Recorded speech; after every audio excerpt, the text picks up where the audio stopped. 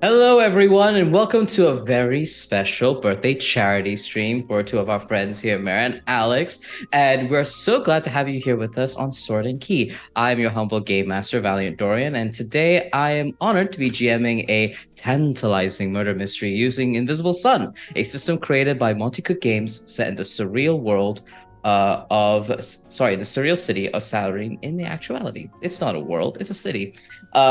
So now, before we go over incentives and gameplay, I would like for everyone to introduce our players today. So we'll be kicking it off with Dare. Hi, I'm Dare, pronouns she, they, they. I am very new to Invisible Sun, but I'm here for a good time. So I'm just going to be the weirdest little weaver you've ever seen. Mary.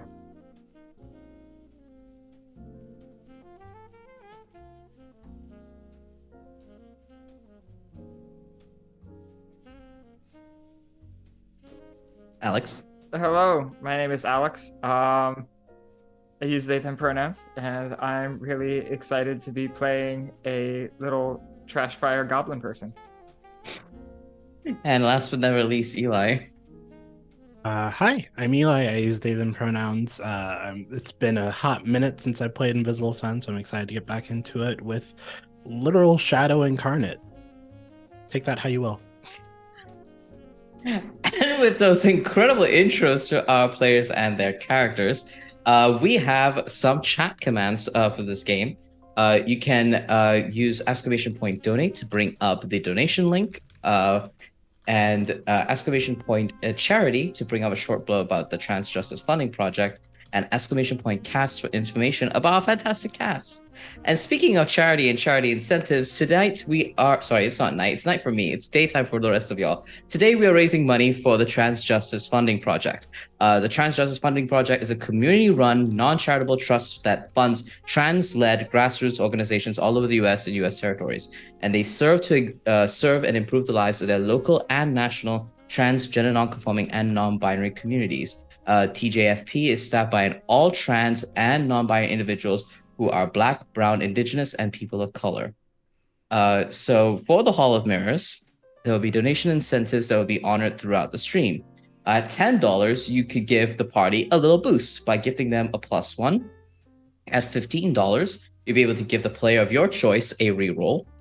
At $20, you can donate for Little Gray Cells, where I will reveal a small clue or red herring for our players. At $25, you can gift the party a minor flux, this manifestation of wild magics, and insert some chaos into the narrative. At $35, you can gift a major flux, which is that, but worse. And finally, at $50, you can donate for me to pull a card from the Sooth deck, a mechanic in Invisible Sun, where I will allow the card results to shift the fortune for the players, for weal or for woe. And as donations come in, Mary will let me know, and I will subsequently introduce them into the game. The donation centers do influence how we play and what we do, so use exclamation point charity to find out more and to get the donation link up. Thank you. And with yes. Val, how much do I have to donate for a Grand Flux? For a major flux, I believe that is 30. No, for grand. Flux. There's grand minor, major, and grand, which happens when you have 3 zeros on a dice. Also, can you hear me now? I think OBS was being a jerk. Yes, I think we can hear you. Oh, that was to the audience. Yeah. You know what? $100 for a grand flux. I don't know. Because I don't know. I don't know if I want to destroy you that badly. It is a murder mystery. And speaking of murder mysteries, if everyone is ready, I would like to welcome each and every one of you to the Hall of Mirrors. But before we start, I just remembered content warnings are important. Content warnings for this session include fantasy violence, complex and complicated relationships, death and killing, references to classism, and shattering glass and reflections. Your safety is paramount. Please use your discretion and take care of yourselves. The players and everyone here at the table are using safety tools both on and off the table. And yeah, your safety is paramount. We've already gotten another minor flux. Excellent. This is going to be fantastic. Fantastic. Without further ado, I welcome you all to the Hall of Mirrors. It is a glorious, glorious evening. A party with every afforded decadence and opulence. Of course, tonight is a special occasion. The illustrious Vinod of the Order of Makers has achieved 3rd degree. And he has invited all of you for a night of celebration. The venue is a recently renovated building, of course, at Vinod's insistence, called the Hall of Mirrors. And as each of you enter the beautiful estate, you are greeted by wonderful music played as soon as you entered. It is a heavy Baroque-styled interior with bright gold accents, marble tiling, floral patterns, and elegant chandeliers. The drinks and food are divine, and the invitees make wonderful conversation. There is a guest book as you arrive, sat upon a little lectern, and it is opened to the page where guests can go and sign in. And after the main humdrum of socialization, the hi, how are yous have concluded, Vinod takes center stage in this ballroom, and I will pull the first card of the game. On the Silver Sun, we have the Enticing Jewel, value 2, Vision, Swans, Blades, and Water. Meanings: greed, money, beauty, goals, and success. The light at the end of the tunnel, the brass ring, the center of the target. The object of our desire lies before us in the form of the Enticing Jewel. We want it. We have to have it. It represents beauty, but the side of beauty that demands attention and probably possession. It is the beauty that can sometimes call to our darker natures, brings out greed, ambition, and selfishness. So Vinod takes center stage as he looks upon each and every one of you, and he says, and he has this beautiful man. He's got a dark brown skin.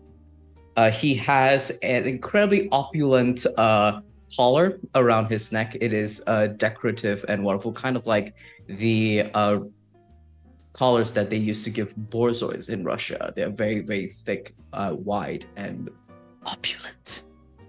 His fingers are decked with jewels, and he is wearing this long, flowing robes of deep red, burgundy red, as he looks upon you all and he says, my friends, it is so wonderful to have you all attend this night of celebration. I hope the venue has been to your liking. It has been a long journey with me and the Order of Makers. He holds his glass up to the attendees who are from the Order of Makers, who nod and raise their glasses.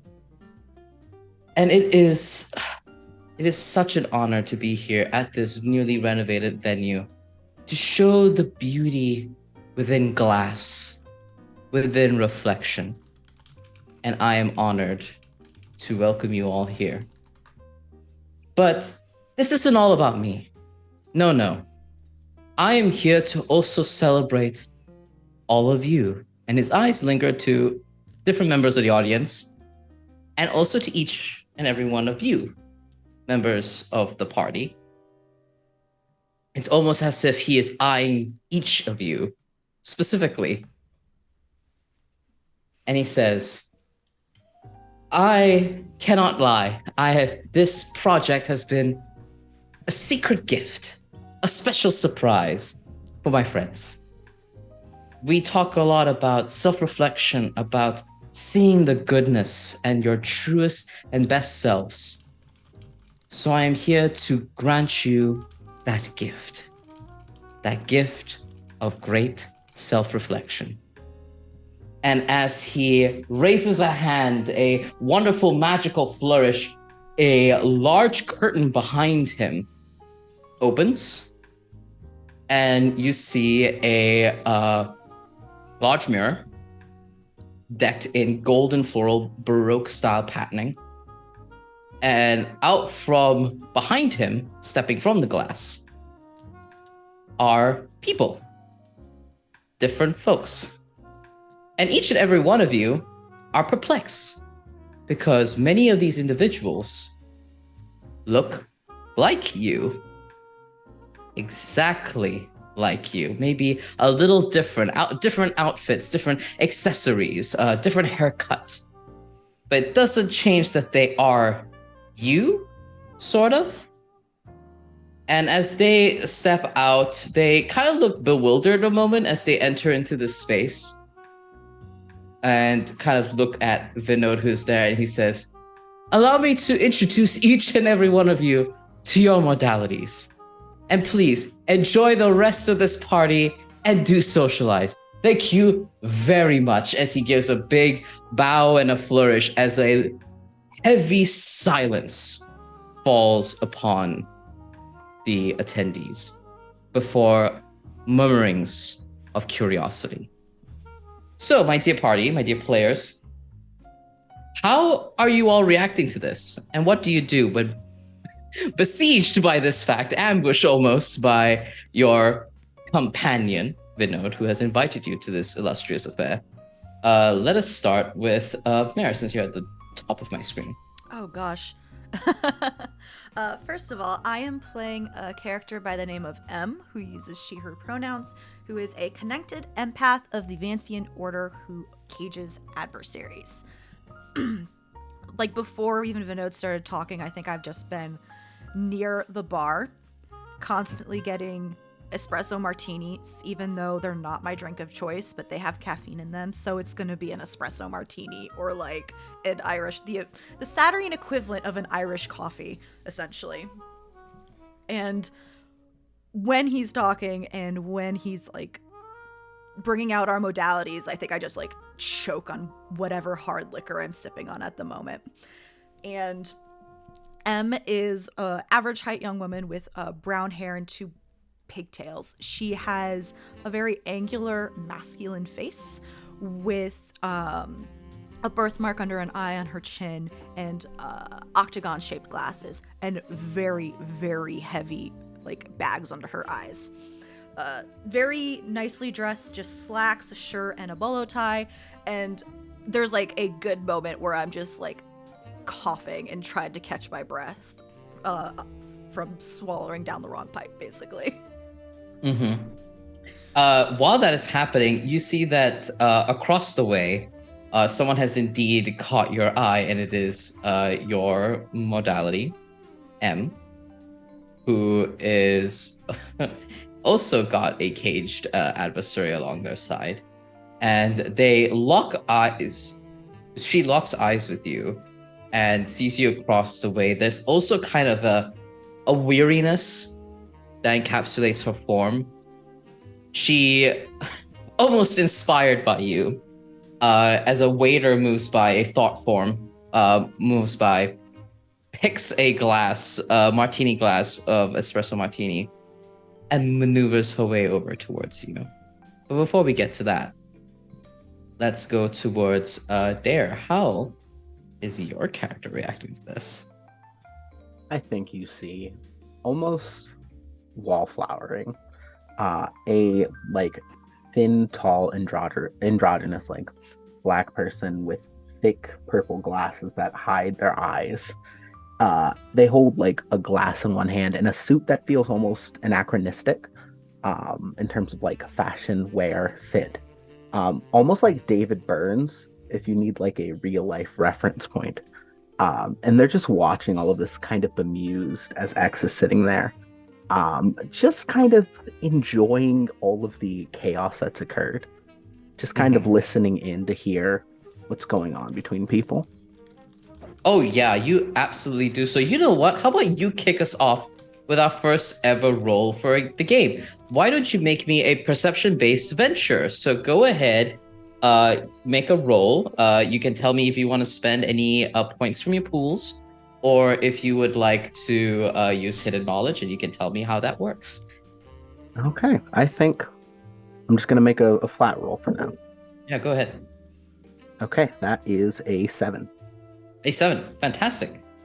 So with that's a pretty good roll. With a 7, you kind of see some really, really interesting things happen. You see an individual who was kind of hovering near one of the Order of Makers, a young man who has got a round face, a very handsome round face, an undercut, this wonderful messy hair.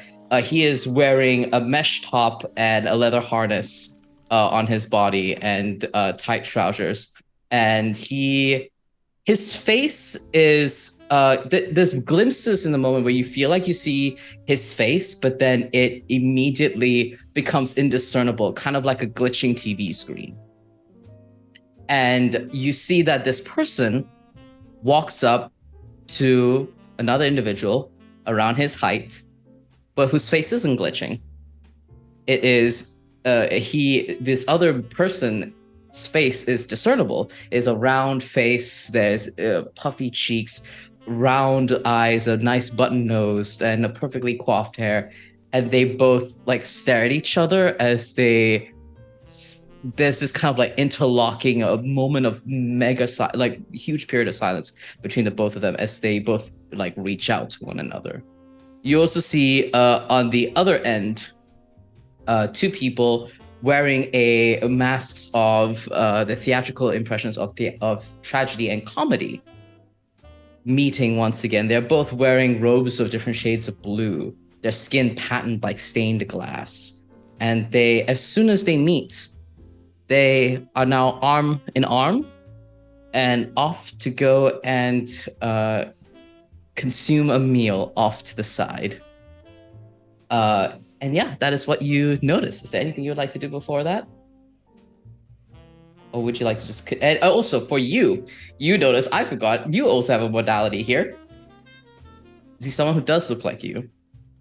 But they don't seem to have paid attention to you yet, because they're currently surrounded by people.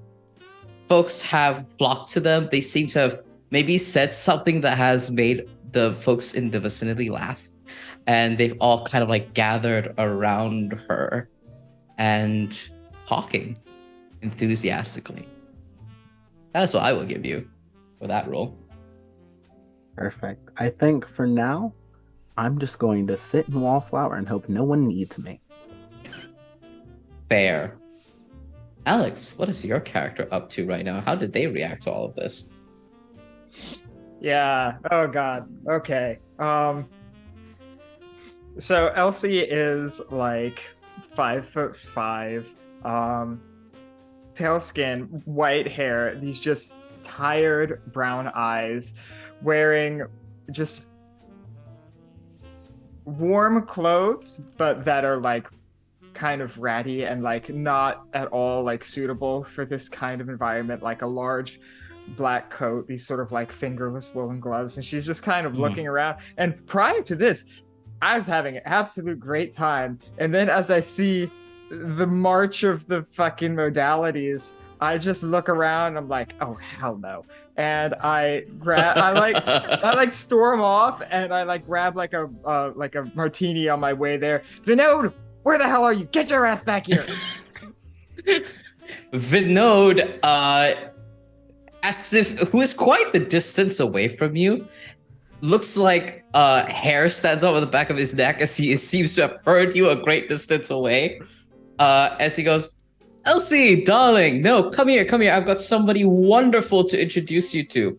And steps away from a beautiful woman. And you have this moment of horror, perhaps, as you see your modality, Emily Marie Lord, who is this beautiful woman, looks exactly like you, but she is the picture of opulence, the picture of wealth, successful. She has this huge frilly dress with so many petticoats. You can only imagine so many petticoats underneath there, ruffles and frills, and decked in jewels and bangles around her wrists, as she lifts a pair of theater glasses up to look at you, God. even though you're not that far away to be observed. And she kind of just waves a little hand. I groan as I'm walking. I just like down the martini, place it on some random table as I walk by. Mm-hmm. And I march right up to Vinod, trying to pretend the modality doesn't exist for now. What the hell is this? The culmination of my fantastic work. I don't see. You don't seem very pleased. No, I'm not. Well, very precious It's- little I can do about that. What? It's your thing, your mirror box. Put him back in. They're not little pets to be scurried back into the pen. They're people. No, We're- they're just little pets to be marched down from the stage. No, Elsie. I understand how jarring this is.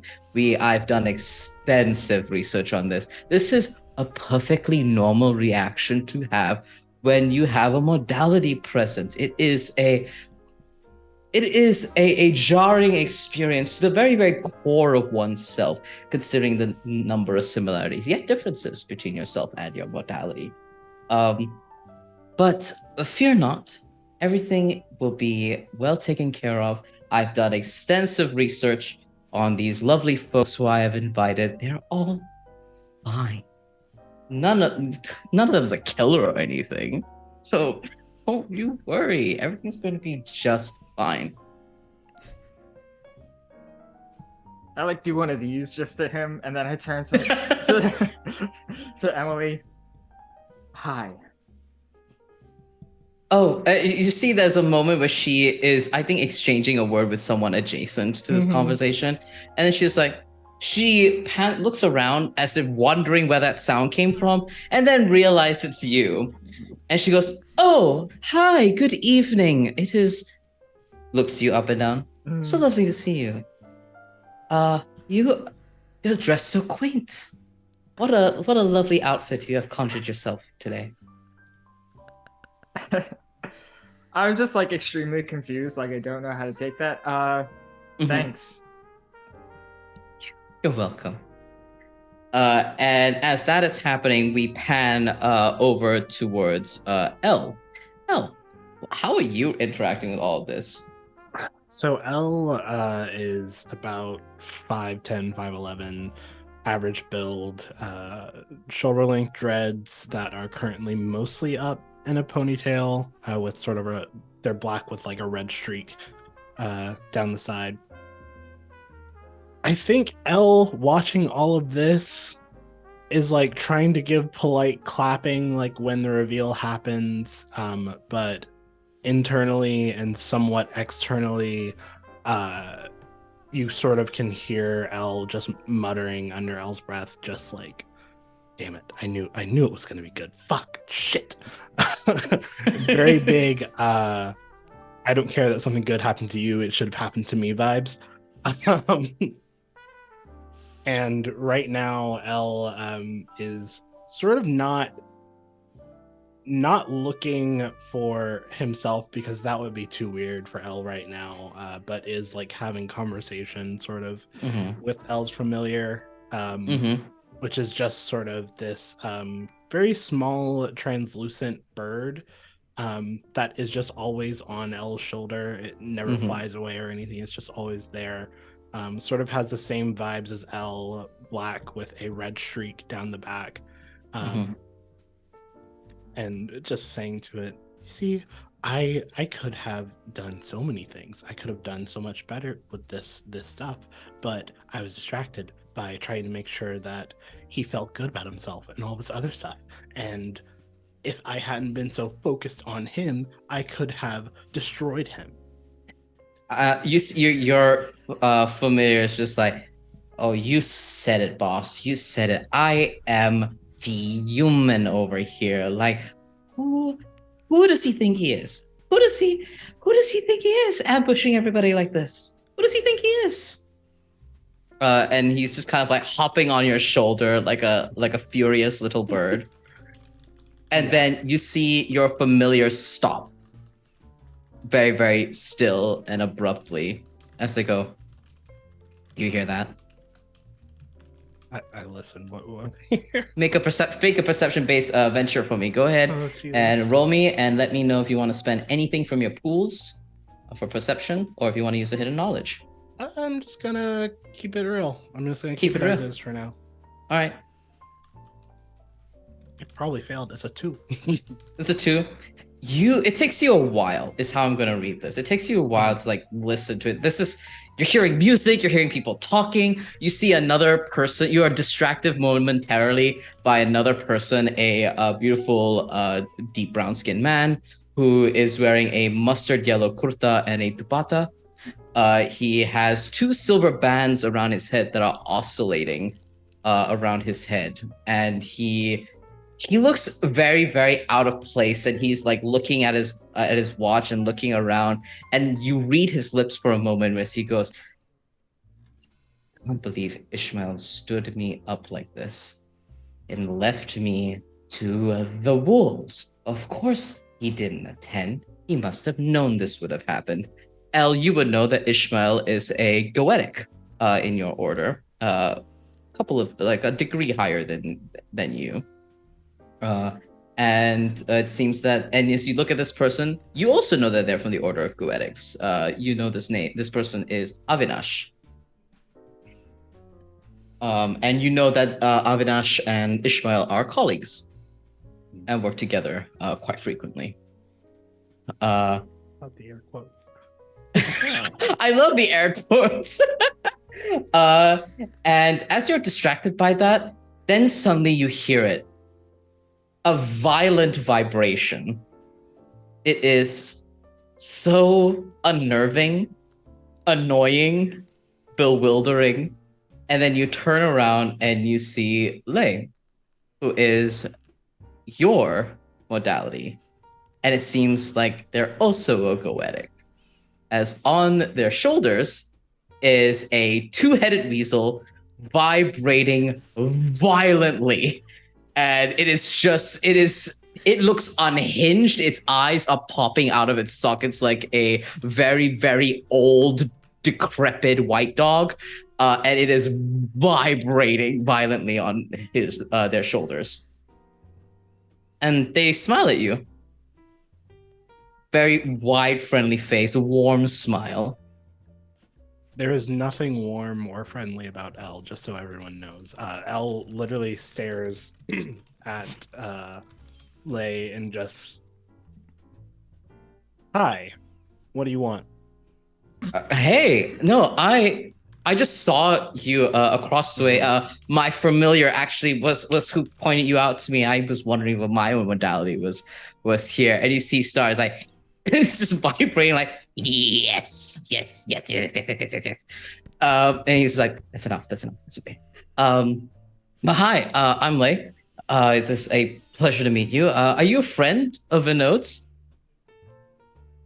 In a way. That is really cool. I only like met Vinod a couple of times. He said he had a really, really cool experiment that he wanted to be a part of, and I couldn't resist. Are you Goetic as well? Listen, that's so cool. We must all be Goetics. I wonder if all of us are Goetics, because that would be really cool if we all are. Elle internally and Elle's familiar can hear this because Connected is plotting how to kill this person because But yeah, like Lei is just talking like at you for most of this. You get sense that while this person looks like you, they have no commonalities with who you are as a person. But yeah, and as all of these interactions happen, folks begin to kind of like maneuver and disperse and move between different areas. I want to know how the party are maneuvering around the different social, because this is all very exciting, right? Yes, your modalities kind of want to interact with you and talk to you, but they also kind of want to talk to other people who also have modalities that are talking to them, and it's this big exciting event. So how is everyone maneuvering about, as I knock my own microphone, maneuvering about this space? This is an evening party, right? It is an evening party, Okay. yes. While my modality, as we caught each other's eye, but like as you said, we're Mhm. trying to talk to other people. I think what I'm gonna do is just like, Eli, where's Elle right now?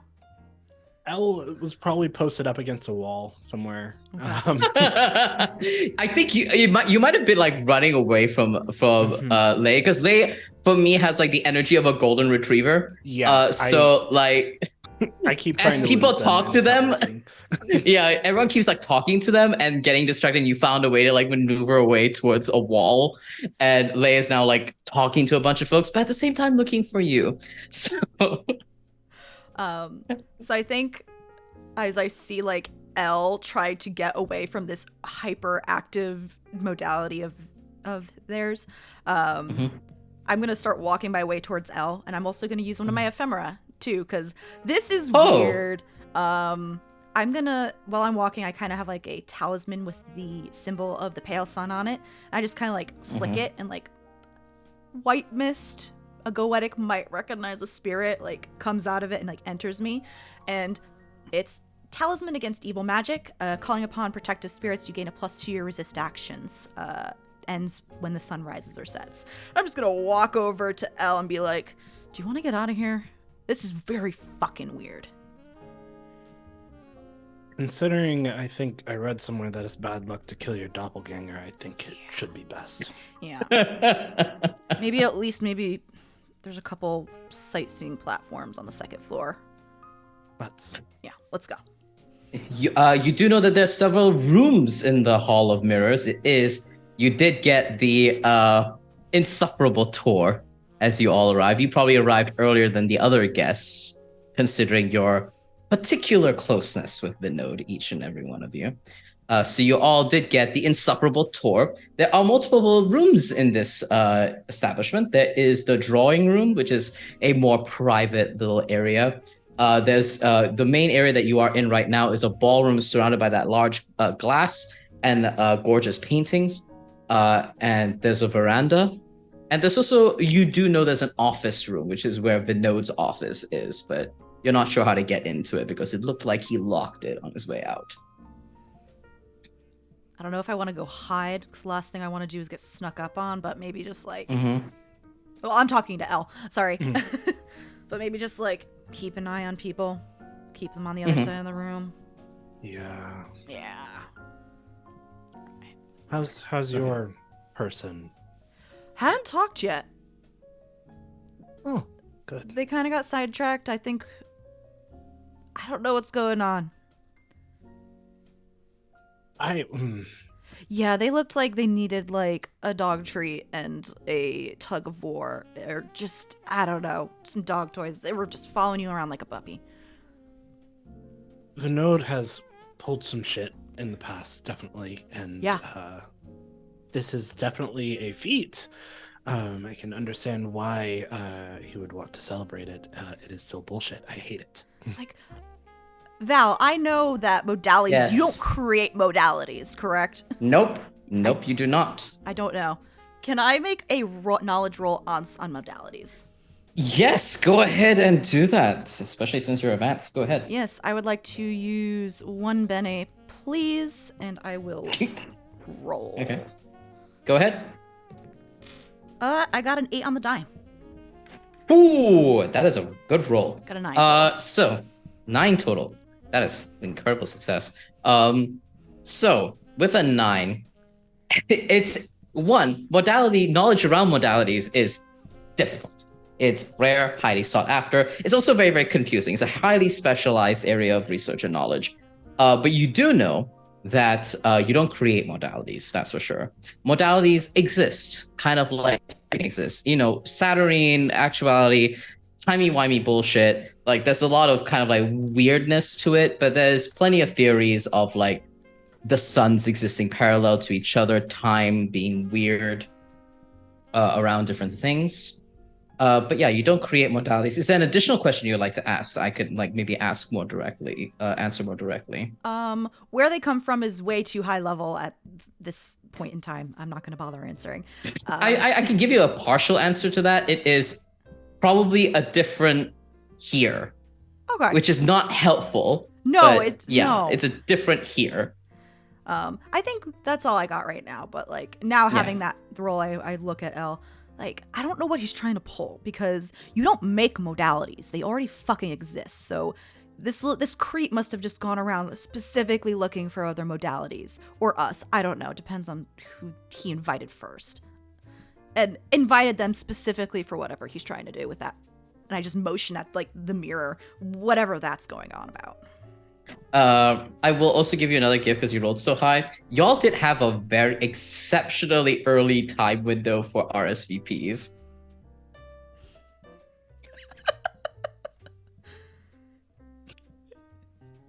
You were muted, So- though. I said bitch. Oh. So yeah, I would like to rob him blind now, especially because I'm pissed at him. Yeah. And, I just want to kill them. Yes. I want to talk to Vinod when I'm not up here. Yeah. Do you think any of the others knew that this was happening? Based off some of the reactions I saw in the crowd, probably not. Well, I don't know about the modalities, though. Speaking about the others, how are X and Elsie, like, how are y'all maneuvering about this right now? I will say it's pretty easy to see that M and L have kind of like are now hovering near a wall. They're not being inconspicuous about it.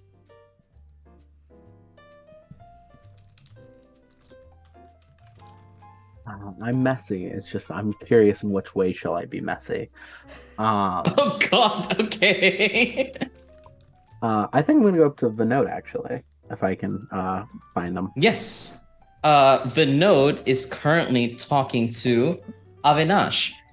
You see that there's this chubby, heavy-set, Desi-looking man who is speaking to Vinod. He has short hair.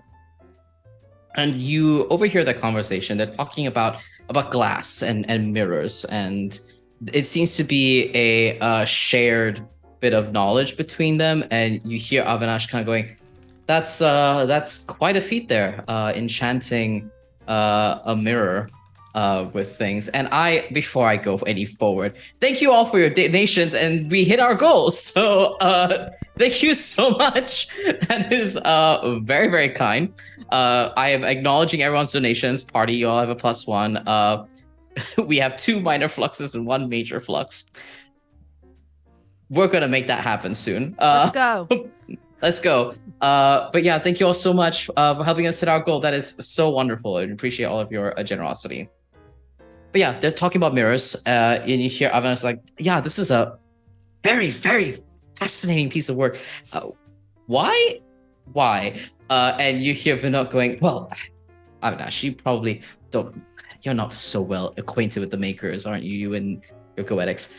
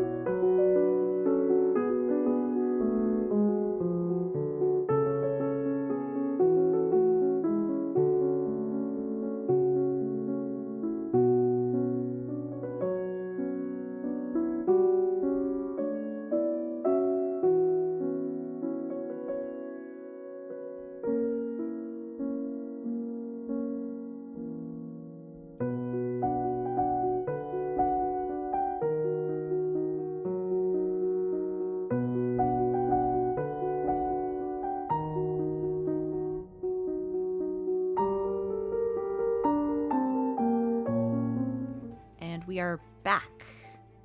Welcome back, everyone. I hope you took that break to get up, stretch, and pet your pets and tell them that their pal Val loves them very, very much.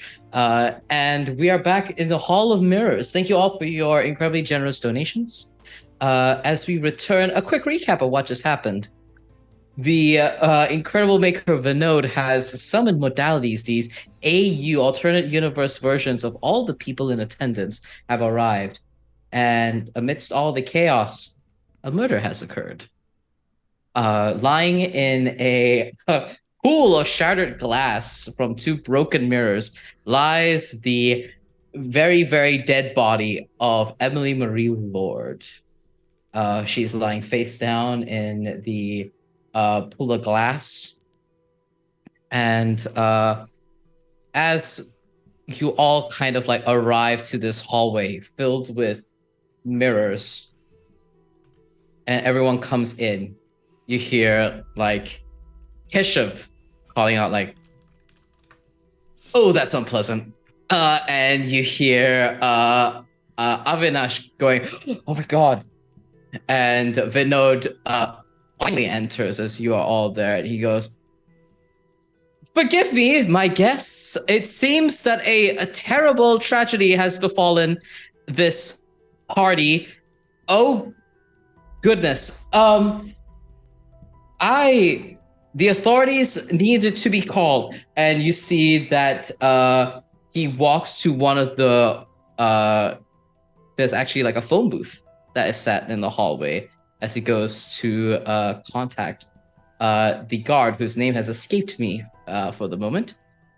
But you all have an opening to look at the surroundings. Can I see if that was genuine? Yeah, go ahead. I have a skill in seeing through deception. Yeah. I am going to use interaction Bene. Mm-hmm. I think I'm just gonna leave it at that. Okay, go ahead. Oh, that is a 4 on the die, so total 6. Total 6. That's pretty good. Yeah. It was...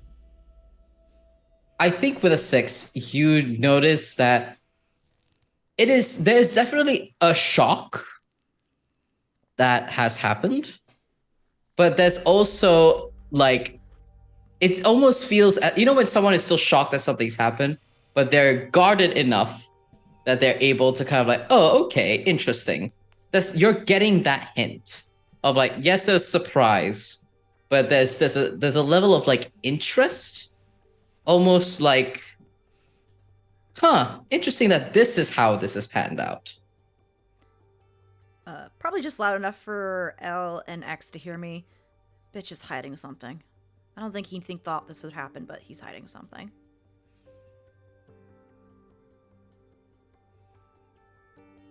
Any of y'all know her?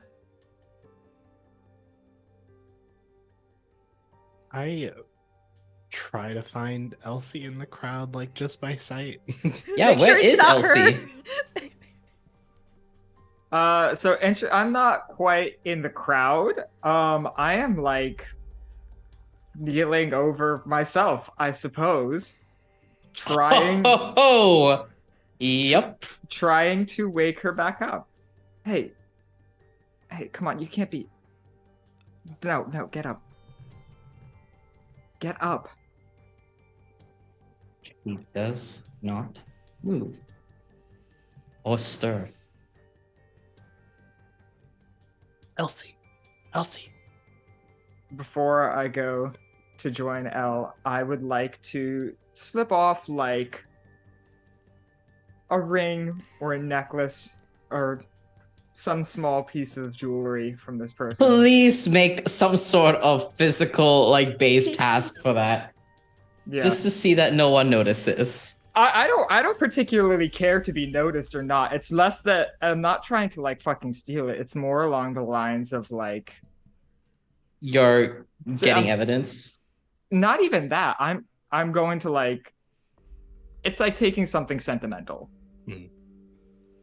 Okay, so I no don't role care necessary. to not be noticed. I will just like slip off a ring, not probably the one that looks the most expensive or anything, and it just Mhm. Slip it on my In finger, that kind of case, fiddle with it. in that case, I'll pull a card for because a wonderful viewer has donated for Wheel of Fortune to shift our players' fate for Wheel of Woe. I pulled the Sealed Door. Value 7, secrets, ravens, books in flame, meanings, delay, inaction, barriers, and unchanging. The door holds more promise than a wall, but a sealed door is perhaps the worst for the egress it suggests and then denies.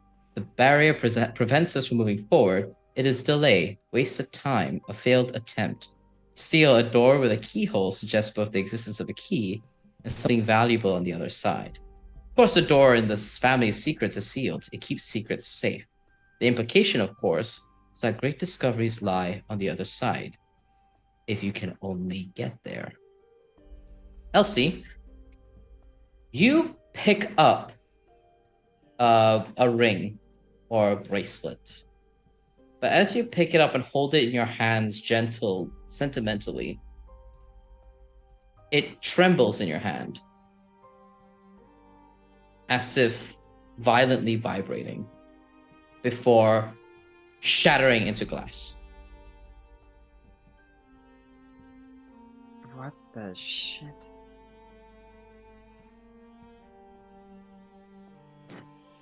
As this is happening, Vinod gathers everyone's attention. Everybody. I understand the panic. The due authorities have been summoned. I request that nobody leave. And in that sound, as he says that, you hear the simultaneous locks on all major exits and entrances. We will find the perpetrator, and I will not allow my friend Marie's death to go unavenged. Thank you. If everyone will leave this area undisturbed as the relevant individuals carry out their investigations. And you see everyone else is kind of like murmuring to themselves as they notice all the doors lock and are and you see like the music slowly begins to play again. There's like this need for like but everyone's like so hesitant to like. There's a few people, the major rabble, that maybe go back to like, yeah, I would rather not think about the body that's being like cordoned off by like Vinod and the Vinod's attendants. But you see like Keshav, Avinash. There's also another person named Moonglow, who is this kind of a person with amorphous head that kind of swirls in dark blues, purples, like the depths of space. That also kind of like shifts uncomfortably. Tragedy and comedy are murmuring to themselves, kind of like looking at this whole affair. How do the rest of you react? Does Elise come over at Elle's insistence? Yeah, I guess I will wipe the shattered glass from my hands, take another look at Emily, and just walk on over.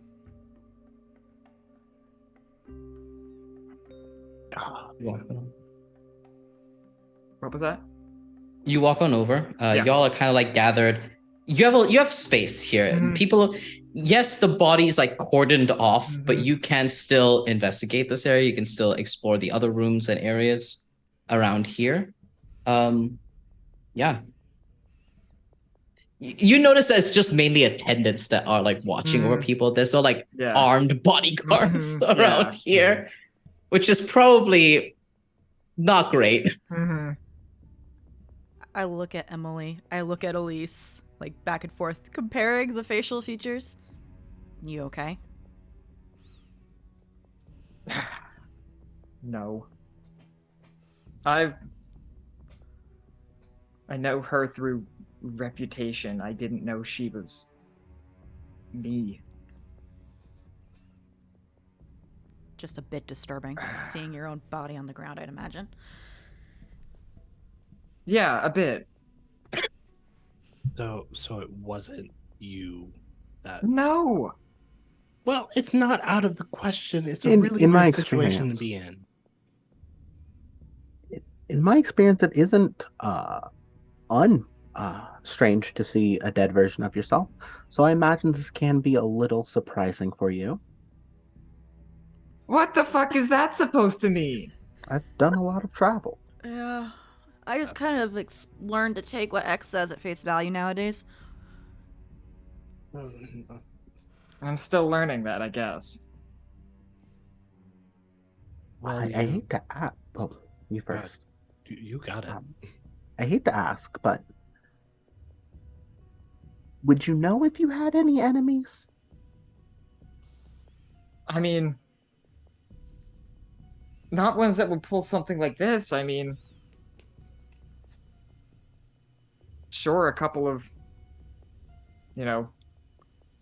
miscellaneous gerents and, the thaw sometimes. Random people you've pissed off. Yeah, random law people, just people, but no one who's gonna assassinate someone at a party.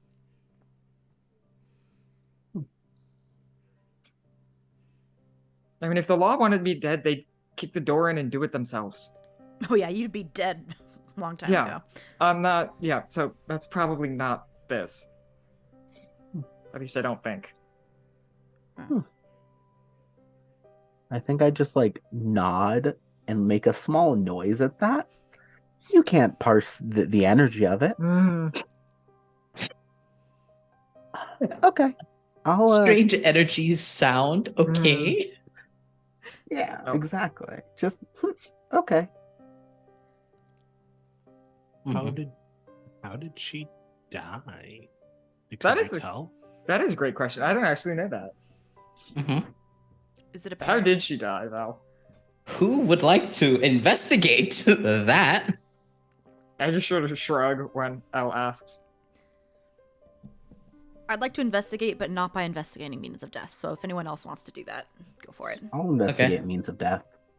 You want to investigate means of death? All right. How would you like? Are you looking at the body? Is there some other way you want to do it? Because I know you do timey-wimey stuff as well.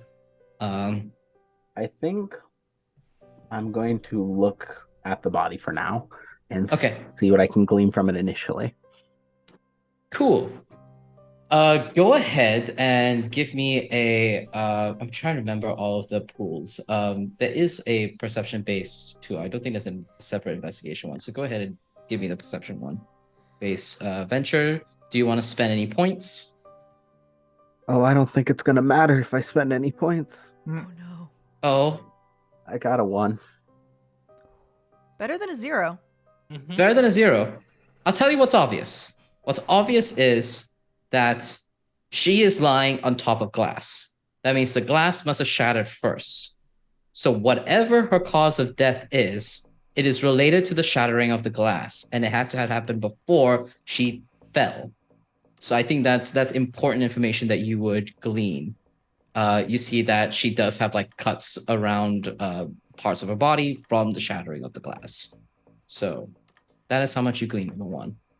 I think I relay that back to everyone in a almost sort of detached, just here's how it happened way. Yeah. After that, I'm going to pull out my big, thick-ass Vance tome, which is kind of just like strapped to my side at all times, and I'm just going to flip through it. And I'm going to cast a spell. Okay. Yeah. I am going to cast Eyes of the Overworld. Okay. And y'all probably could feel the magic. It's a Vance spell, but it shows me for this round I can clearly see things that are invisible or obscured. And it's just kind of like a vibe and waves of magic for everyone else, but when I look at the scene, I feel like I see red yarn like you would see on a conspiracy board to help me like piece together like clues on like if there's anything hiding. And I'm going to retain the spell. I'm not going to let it go. Okay. I don't believe that just kind of happens. I don't think a roll is necessary. If you want me to roll, I can, all right. but it's level 2 Let me- color indigo. Oh. Okay, no, you're fine. I should be mentioning what magic is enhance or hinder, but anyway, it doesn't matter. Okay. How this happens is that I'm going to give you a vibe of what you get just for casting the spell. If you want to know more, you're gonna have to roll for it. So this is what you get for casting the spell. It's almost like the color of the space changes. It pales, it becomes a little bit more monotone, and the connections begin to emerge. You see a red string wrapped around Emily, tied to the shattered glass, the glass attached to the mirror, attached to the other mirror that's shattered, and attached to all the mirrors here. Hold on, I gotta write this down. So you said it was to Emily, to mirror, to glass, To the glass, to the two shattered mirrors, and from those mirrors to every single mirror in the hallway. You also notice that there is a couple of red threads that are branching off to different rooms or different areas of the building, but you're kind of like looking through almost like a video game map UI. These are unexplored territories. You don't know what's there. Okay. And I would like to roll, please. Sure. So Go ahead and roll. +2 to my venture from the spell. It's magic. I am getting a 3 and a 4. Okay. So 5 and a 6. 5 and a 6. Okay, that's pretty good. What is the question you'd like to ask from that information? I guess mean of death and or like Means how of it death? happens. Yeah.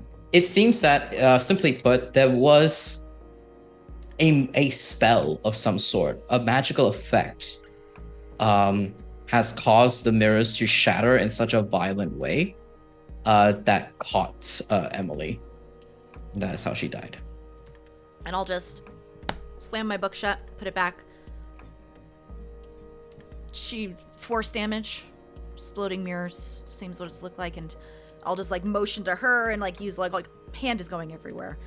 I see there's a lot of connections. All the glass is connected to the mirrors is connected to the other mirrors, and then all the other mirrors in this place, not helping Vinod's creep factor at all. Some other threads are going into other rooms, no clue who they're connected to. I don't think it's an accident. I'm gonna give this to you for free because it feels like something you'd notice.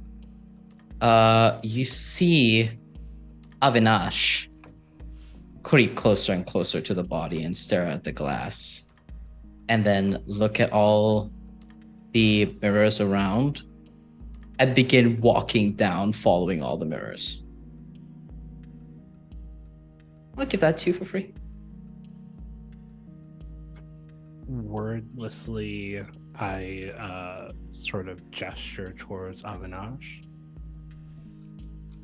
and I start quietly following.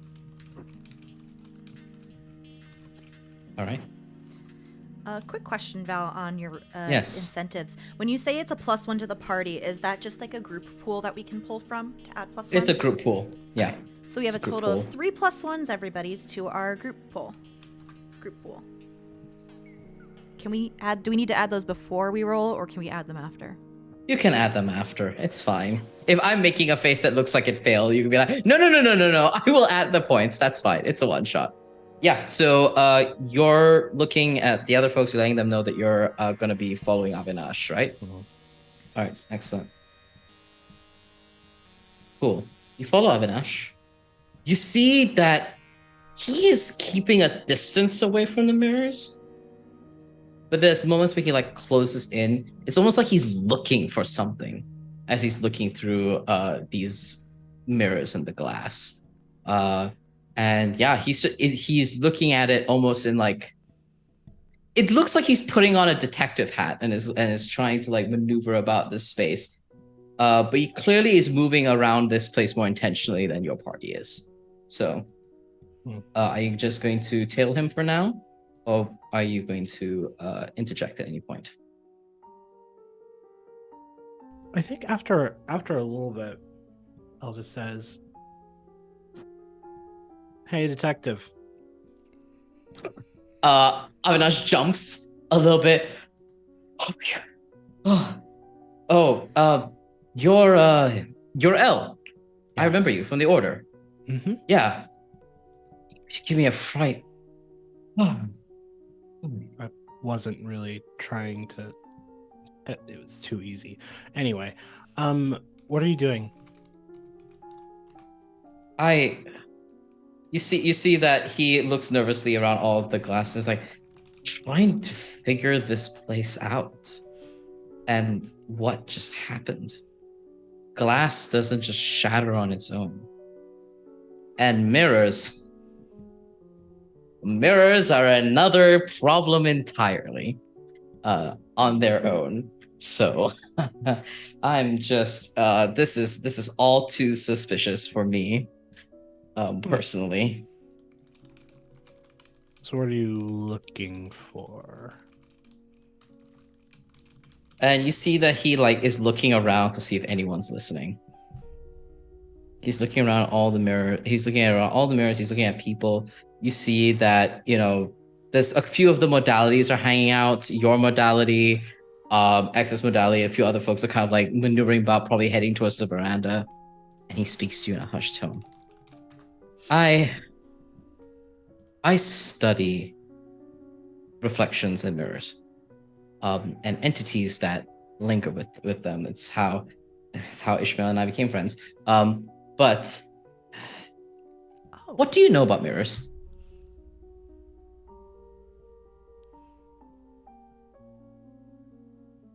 That's a really interesting question that you would ask. What do you mean? What do I know about mirrors? What specifically? Do you know they're a virus? Do you know that they're a contagion? Above the table, this sounds conspiracy theory level stuff. Depending on your circles, yeah, kind of. Yeah. Some people are superstitious. It kind of, a lot of the lore on mirrors, like in real life, are kind of like, yeah, mirrors kind of creepy, especially in a surrealist world, right?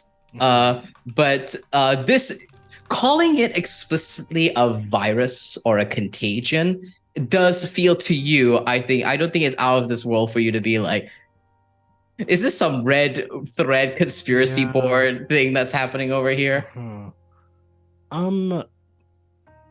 Let's say I did think that they're a virus. What would that entail for this?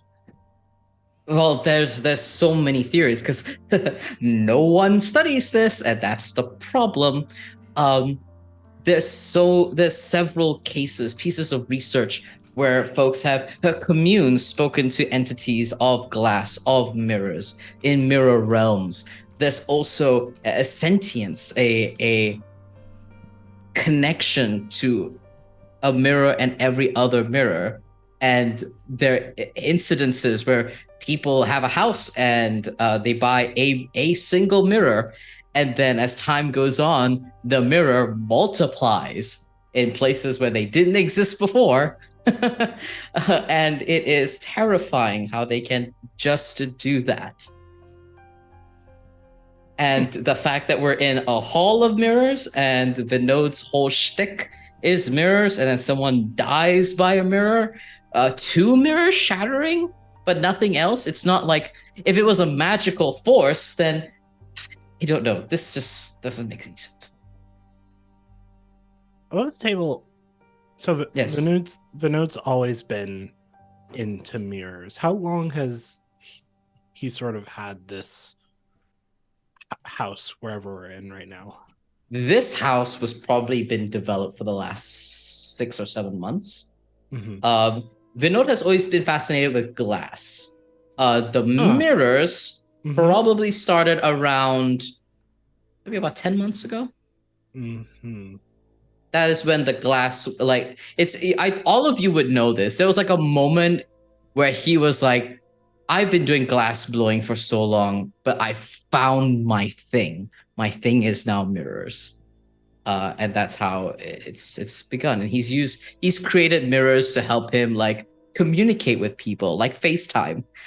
He's created mirrors as shields, as a type of weapon to reflect attacks. He's kind of like, yeah, he found his special interest, and that's what happened. Interesting. I have a thought, a theory. I think Thoughts and theories. I need to speak to Vinod for a bit. Uh, Are you okay? I know you got kind of stood up for this thing by your friend. Yes, my friend, ever since his partner emerged from what I imagined was out of nowhere.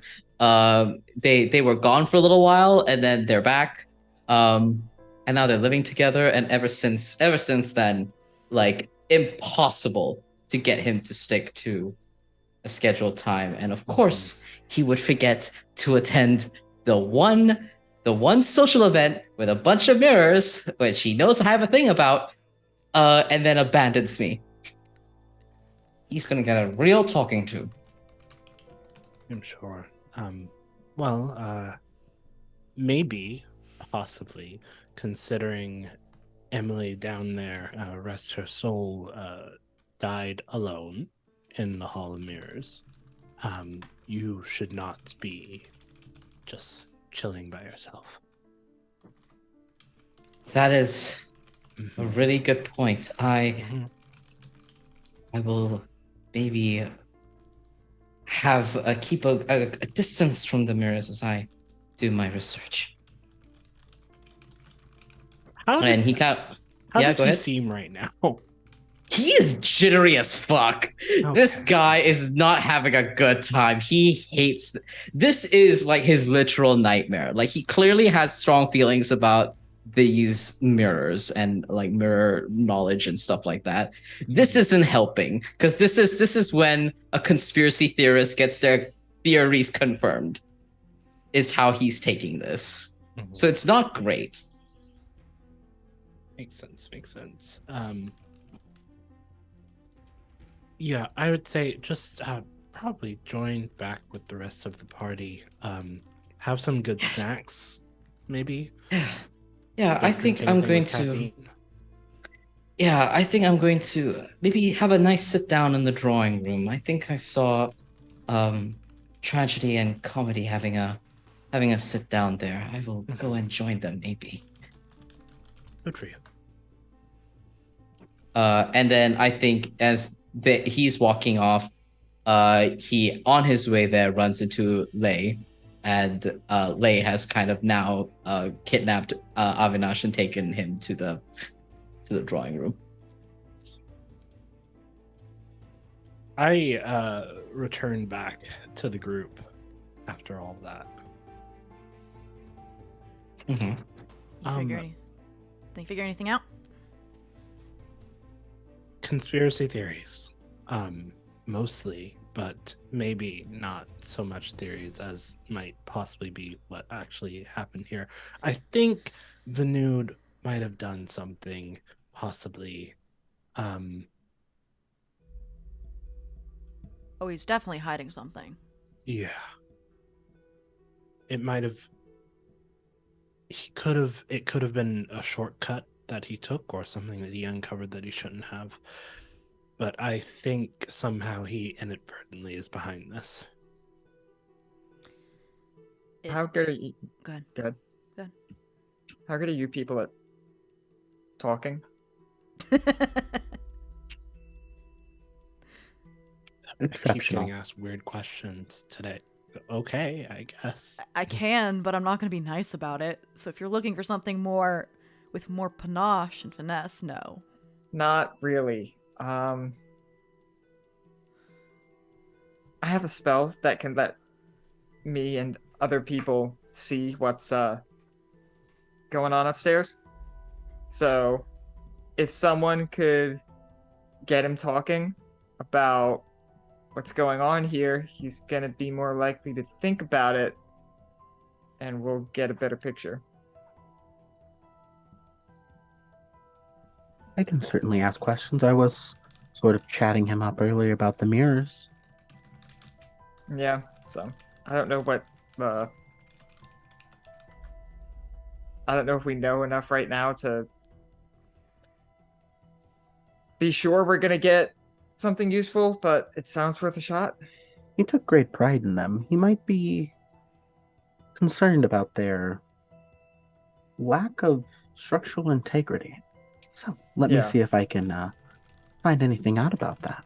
Yeah, but yeah, it'll be fine. Yeah, I'll come with you, X. Just as a note, I don't think anyone should be alone. Just in case things are trying to pick us off one by one. I mean, I can stay by. I don't think I got your name. As I say to Elise, because I've never actually met you Yeah, before. Elsie. We can stick together. I can make sure no one messes with your magic. Yeah. Okay. So everyone's moving. With that, I am going to pull a card. On the Indigo Sun, we have the Banished Serpent. Values 3, mysteries, rats, mirrors, stone. Balance. It means balance, exile, punishment. Visibly no exile, but for them and their time in shadow, their exile was self-imposed. The Banished Serpent was cast out, sent back to whence it came. Banishment rids us of a problem, but it does not bring it to a permanent end. It is rarely a true solution. Rather, it is most often a punishment. Banish those who have threatened us or wronged us, because exile is what they fear. The fact that it ends the threat, at least temporarily, is just an added benefit. As a punishment, then, it is an act of balance, an appropriate and measured response to an unwanted act. You all, so L and X are going to go and speak to Vinod, I believe. What are Elsie and M doing in the meantime? I would like to stand by so I can hear what's going on because my spells are I have 2 spells that can do this. They both have a duration of like one round, one action. So I need to make sure I hit it at the right time. So I'm going to be standing by, waiting for some cue in the conversation to like pop it. But I want to do that like out of sight. So whether that's just chilling out, looking regular behind Vinod's back or something, but I want to be close enough to hear, but not like obvious. Okay, that is a-okay with me, I think. Yeah, so Vinod... Hold on, and I'm going to run interference if anyone tries to talk to Elsie so she can focus. If anyone Sounds good. So you're running interference. Perfect. So how this manifests is X and L, you find Vinod. Vinod seems to be taking a breather on the veranda. There's this open space. The opulence follows here as well. There's slightly less mirrors here, but there's a lot of like glass reflective ponds made out of glass. And it seems that he is having a drink by one of the banisters, by one of the pillars, staring into the reflective surface of this glass pond, reflecting the light of the moon. And he's taking a deep sigh and a deep drink as you approach. Elsie, I think, do you want to be known that you're hanging out with them and speaking, or are you kind of like off to a different pillar? I'm kind of off to the side. Like, I don't want to necessarily be affiliated with what's going on. Because there's one way I do this, which is very quiet and subtle, and no one has to know. There's another way that's very not subtle. So okay, so you hang out by one of the other pillars. I think it's like before a little area of plants, and M, you are there with Elsie. And as this is happening, X and L, you see Vinod. How are you approaching him? I think with the subtlety of a brick through a window. Okay. I'm just like walking forward, and almost waving a little bit, sort of not. I've not been phased by tonight's events mostly. Hmm. Um, Vinod, I had a couple of questions. Do not worry, they are concerned with the murder that just took place. So, do you mind if I can ask a few things?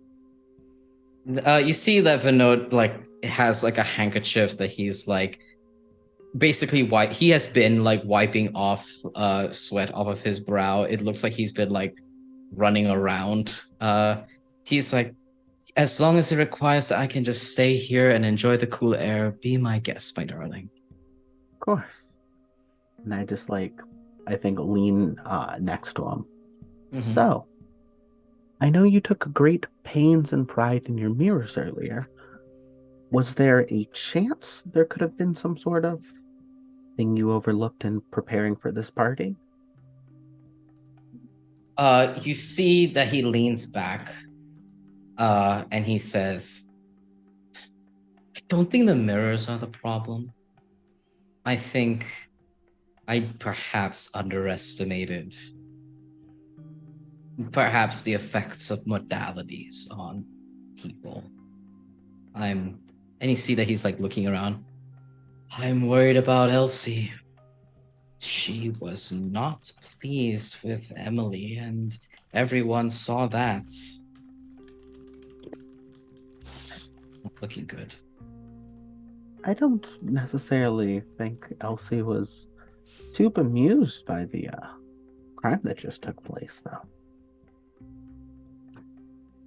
Look, I agree. I frankly can't imagine Elsie uh, doing something like this. And he looks over to Elle like, you would agree with me. She doesn't seem the type, but I know what the authorities are going to think when they talk to people. They don't like this. A woman of her stature murdered here.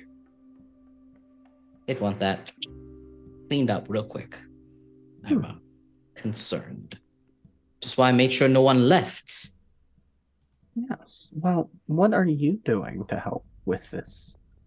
Besides keeping everyone here, I mean, this doesn't necessarily bode well for you either. This was your No, it event, does not. your modalities.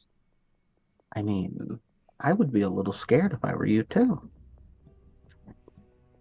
And you see that he makes a face. And he says to you, he's like, perhaps, but I was merely the host. If someone commits murder at my party, how am I to be blamed for that? There's been plenty of parties where murder has happened against the host's wishes. We only need to look at the Marquee Quarters Art Gallery incident for that, which you all would know of. The art gallery owner was obliterated, incinerated in front of everybody. There's a particular fiery-headed individual who was responsible for it, and everyone is looking for them. So, yeah.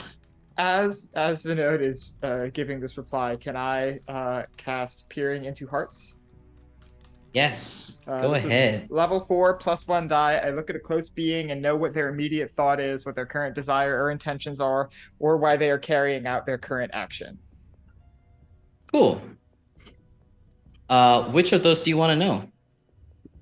And then you can ask a further question, and it'll be a roll. Yeah. So I guess I want to know. Give me 1 second while I pick up my regular die and my magic die. Yeah, so I guess I want to know what is their immediate thought as they are like giving this reply, in the sense of like, are you making something up on the spot? Are you thinking of like what actually happened here? Just kind of trying to get like a surface level read on what's going on upstairs. Okay. I think you get defensiveness for sure. That was an accusation. And Vinod, as Vinod is wont to do, does not take the stuff like that lying down. So that was definitely a very defensive snap. Even though it was phrased very kindly, it wasn't. And so you peer that, and because someone donated a $20 donation for a hint or red herring, I'm about to give you something. Mm-hmm. You also see in that defensiveness an image of a large glass crystal hovered low. Like it is tied up in chains. It's almost like a spire, and a reverse spire held up by chains in what looks like the area looks dark, craggy, like as if it's like underground or something, and it's glowing. And you just see that image as he's thinking this defensive thought. Okay. If you would like to know anything else, that would be a roll. Yeah. Can I pull from the group +1 pool? Go ahead, you may. As long as the Alright. group consents. I'm getting thumbs Any up. objection? All right, so I've got a +4 from the level of the spell, +1 die. Mm-hmm. Okay. All right, I have a 7 and a 9, +5, +6 total. So, Do you have a specific question, or do you want me to have pool here? you know what? Go wild. Go pull from the deck and see what we get. Let's pull from the deck. Okay, you're giving me power. I love this. Also, Huh. I'm Yeah, go going to tentatively volunteer for one of our fluxes, since if I remember correctly, we have a slight backlog. We do have, I believe, a major flux in the backlog. Let's go. So let me go and look at the major flux. So thank you for reminding me of that. Give the people what they paid for. I will give the people what they paid for. You okay. This is I rolled specific violence towards you, so I'm very, very sorry. As you peer closer, I'm gonna pull a card. Oh no. Oh no. What is it? Tell us. I pulled the unwelcome child. Values 5, notions, cats, clocks and wind, meanings, bad luck, imbalance, things undesired, That's outcast, duplicitousness. The unwelcome child is unwelcome because she is a horror. No one sees her for what she truly is, and they assume that the terrible things that happen around her have other causes. She maintains a facade of sweetness and love, exploiting her own inherent affection for children. She uses our desire to nurture against us. At best, once we have realized her nature, all we can really do is cast her out. Anything more would be wrong, for she is, after all, only a child. The unwelcome child is the apprentice of the notions family and brings them no joy. It is an apprentice card, which means -1 to Me. folks with notions, to ardents, yeah. F in the chat for you. As that happens, a major flux does happen. And what that major flux is an object of importance to you crumbles to dust in your pocket. What object is this? Shit. Oh no. There is I- only one thing that I have specifically noted that that Elsie carries in her pocket. Okay. Let me pull it up so I get the wording right. So my Vizlay quirk, which for those of us watching at home is some weird shit that you get to pick during character creation, is I can't talk to all animals, or even all rats, but I can talk to one particular rat. His name is Samuel, and he lives in my pocket. No! Not anymore. I think because I believe harm to animals is a line. I True. think Apologize. no, it's fine. I think how this manifests is that you see that your friend the rat scurries away.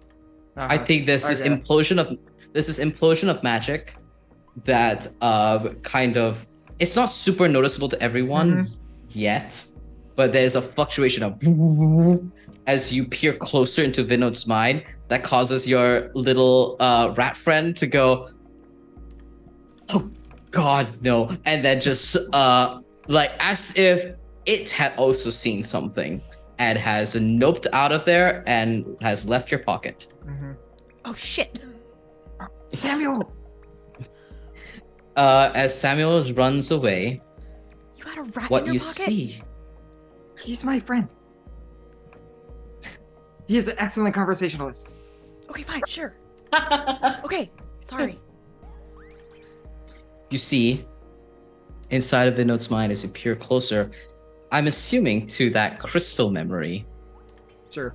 and you peer closer into that, and you see an ornate desk with letters. A drawer opens, and you see several letters, and you see a very, very interesting symbol of a similar crystal stamped on some of these letters, on these missives. And you look around, you've been in this room before. It's Vinod's office, here in the Hall of Mirrors. Is it in the basement?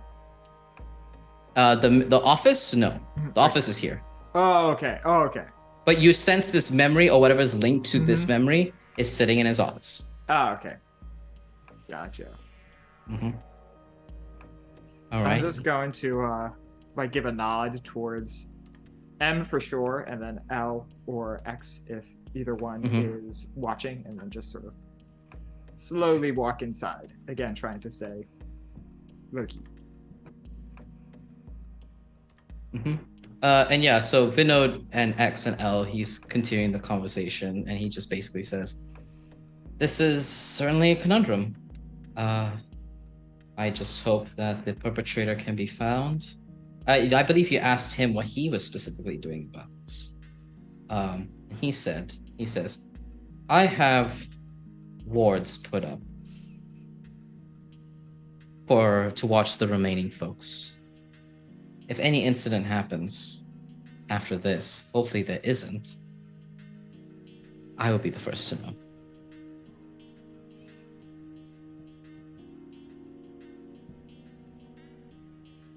And then you get the look from Elsie.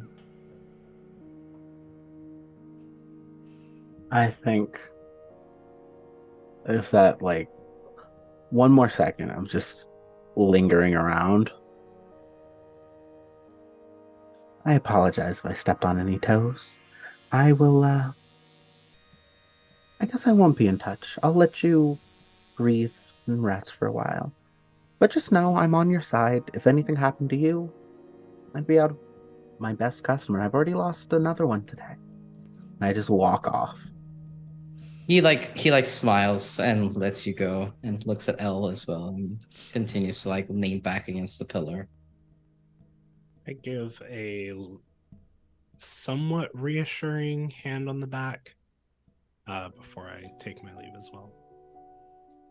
I think Vinod does a very gay holds your forearm as you do that, and then lets you go.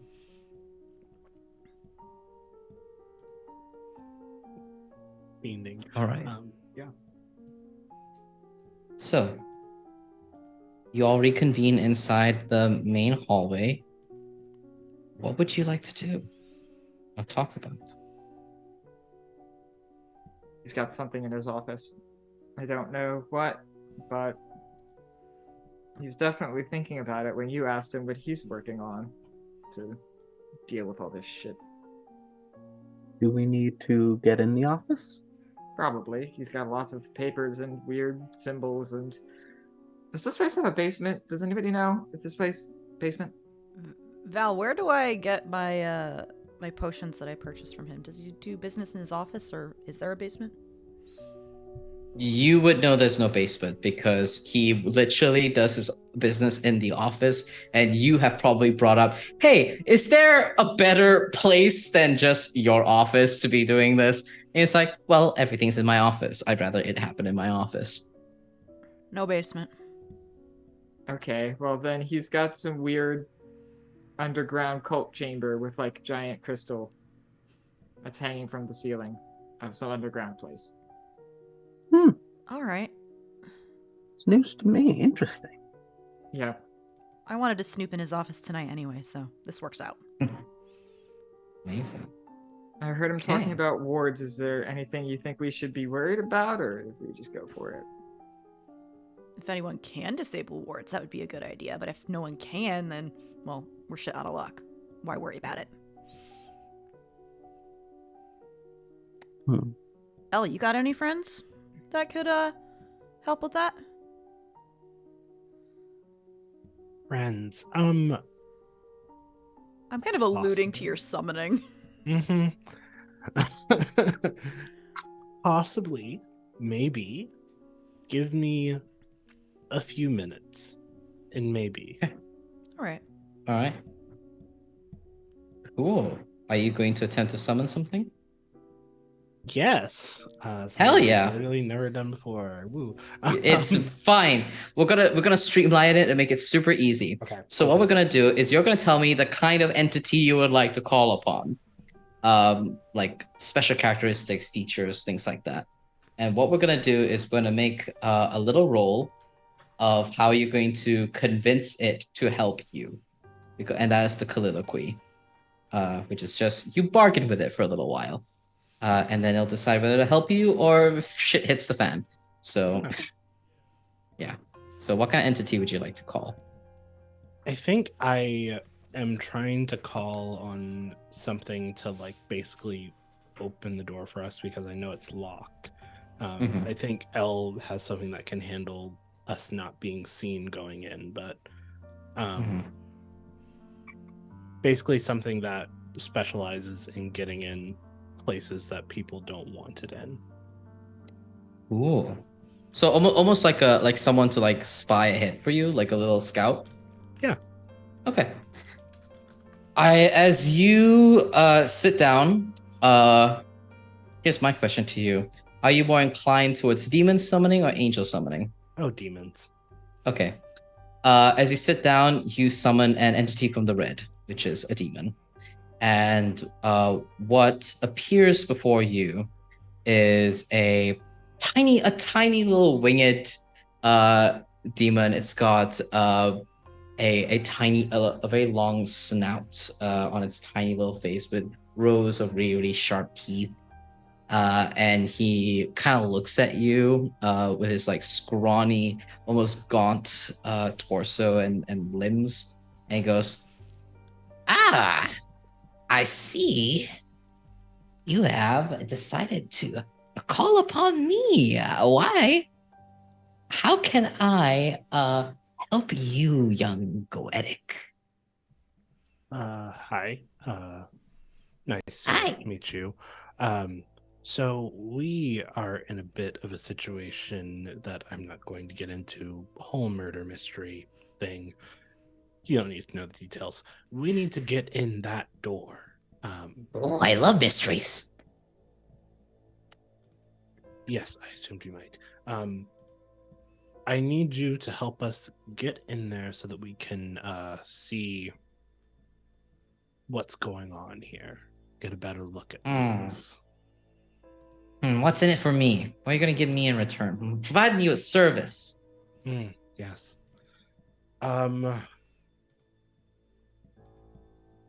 What do you want? What do you like? What is this worth to you? This looks like a real fancy place. Mm-hmm. There's some real fancy things over here. You know what I always wanted? I always wanted a little nice, fancy frame, because you can't get those nice fancy frames when you're this small. No one wants to make them. Too much detail work. Yeah, I want a little nice painting that's about that kind of size, or something nice and shiny for my work. How's that sound? Well, I do have a friend that might be able to get you what you're looking for. You do this for us, I'll have a conversation with them. Well, if you keep your end of the bargain, hell yeah. I think that was, since you've already agreed to give it what it wants, no rule necessary. This demon will help you out. It emerges from the summoning circle, and he goes, "All right, where am I breaking into?" Discreetly, very discreetly, we need to get into that office over there. I guess I'm pointing at the office, but Yeah, it's kind of like at the end of one of the paths of the hallway. Mhm. And he goes, "Ah, sure thing. and it moves towards the office and will succeed in breaking into the office for you because you already did your summoning. And yeah, go ahead. Before we move to go in or anything, I'm actually going to cast the exaggerated value of trust to basically make it look like the door has not been broken into and no one is going inside. Okay.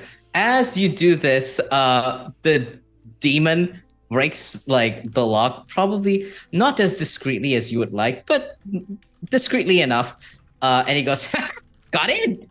But that kind of like chirp catches the attention of somebody, and they step out of the drawing room, which is close enough to the office. And you see your modality lay kind of like look around and just smile at you with those big golden retriever eyes, and it's just like, "Hey, El, Hi. Like, do I get you a drink or something?" no, I don't need anything. Okay. Hi, guys. Hope you're having a good party in the circumstances. Hi. How are you able to still celebrate? Well, it's either celebrate or give in to the despair. And I don't really like being there in that little space, so I'm just trying to keep everyone's mood up. Yeah. You're interesting. And then I just, that's all I say. Their cheeks go bright red. And they go, "Oh, that's really nice. I see y'all are quite busy. Yeah, I'll catch y'all later. I'll get you a drink later, El." No, it's fine. I'm good. Fully hydrated. See ya. All right, snacks then. And they rush off to go and get snacks. Aim. I lean over to Elle. They saw us over here. Do you want me to, like, get rid of them if they have a if they start causing a problem? I would love for someone to get rid of them if they sneeze, but I think we should be okay. Okay. Probably not the greatest time to get rid of people. They're not gonna die. Okay, then that's fair. I can't promise anything. They'd get teleported 100 miles away, and if they end up in the ruins, there's no promise of that guarantees. So. What the fuck? Anyways, your little demon friend like peers out the door and is like, "Y'all coming or what?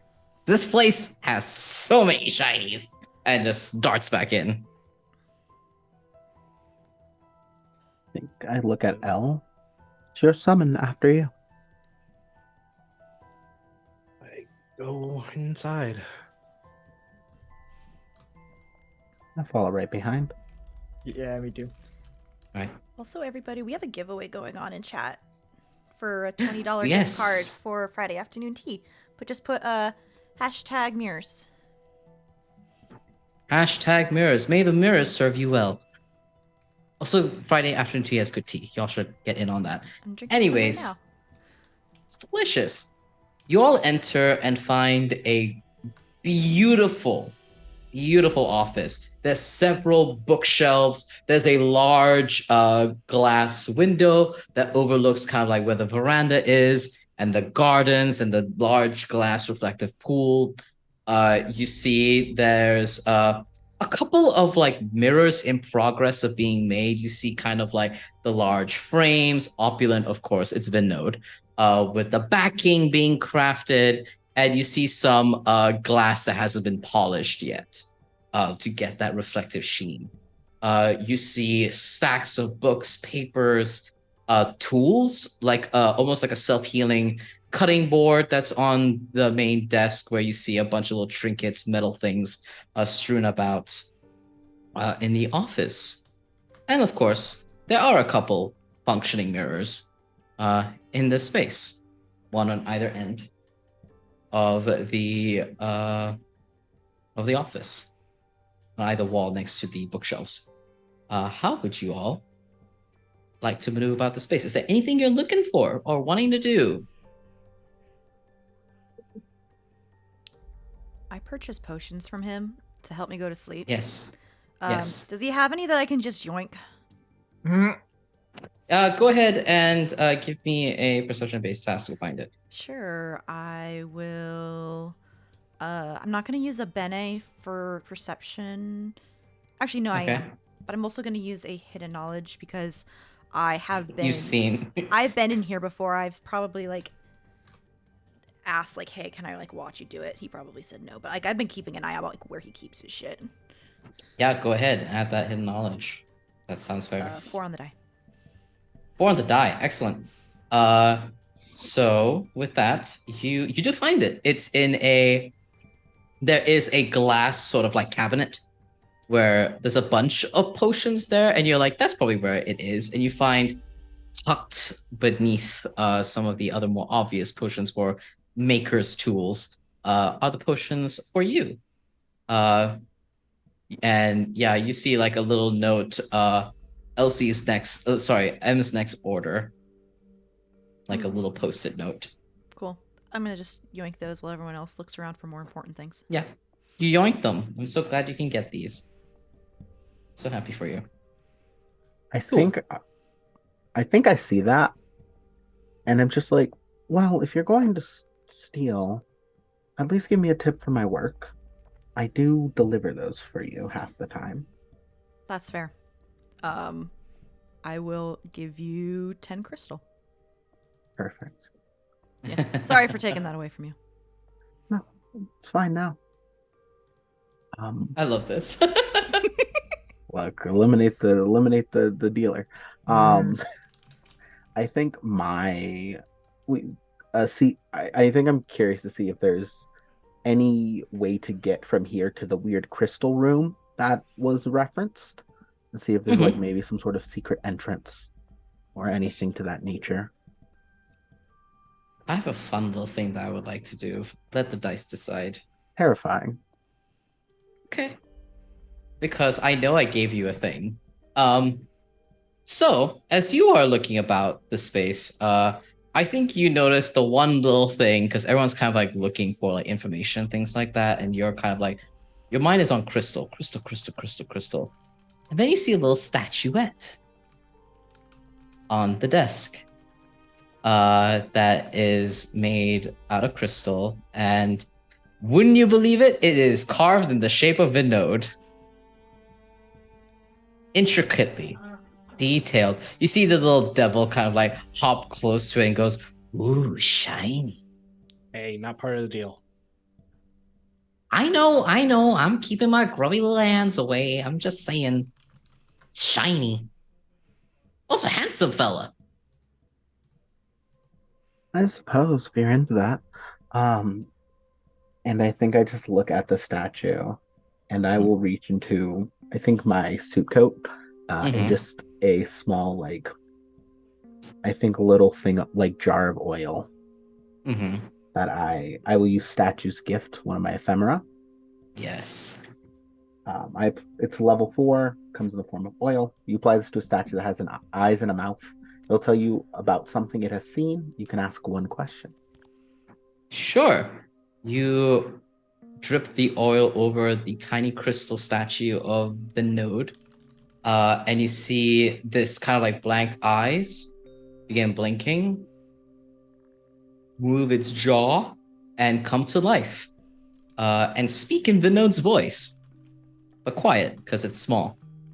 And it says, it just looks at you and says, "What query may I answer for you?" Well, welcome to the world, little statue.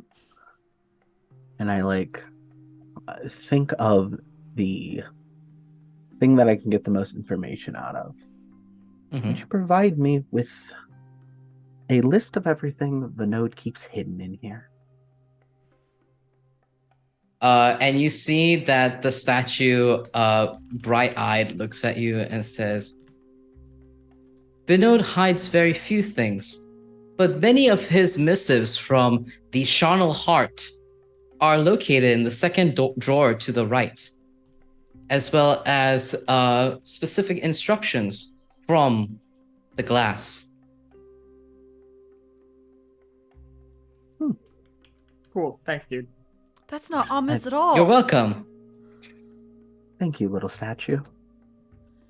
It nods it and just said- yeah. It just said orders from the glass, right? That is indeed what I had said, yes. That's not concerning at all. May I return back to my statuette form? Of course, you've earned some more rest. Thank you. And freezes up once again.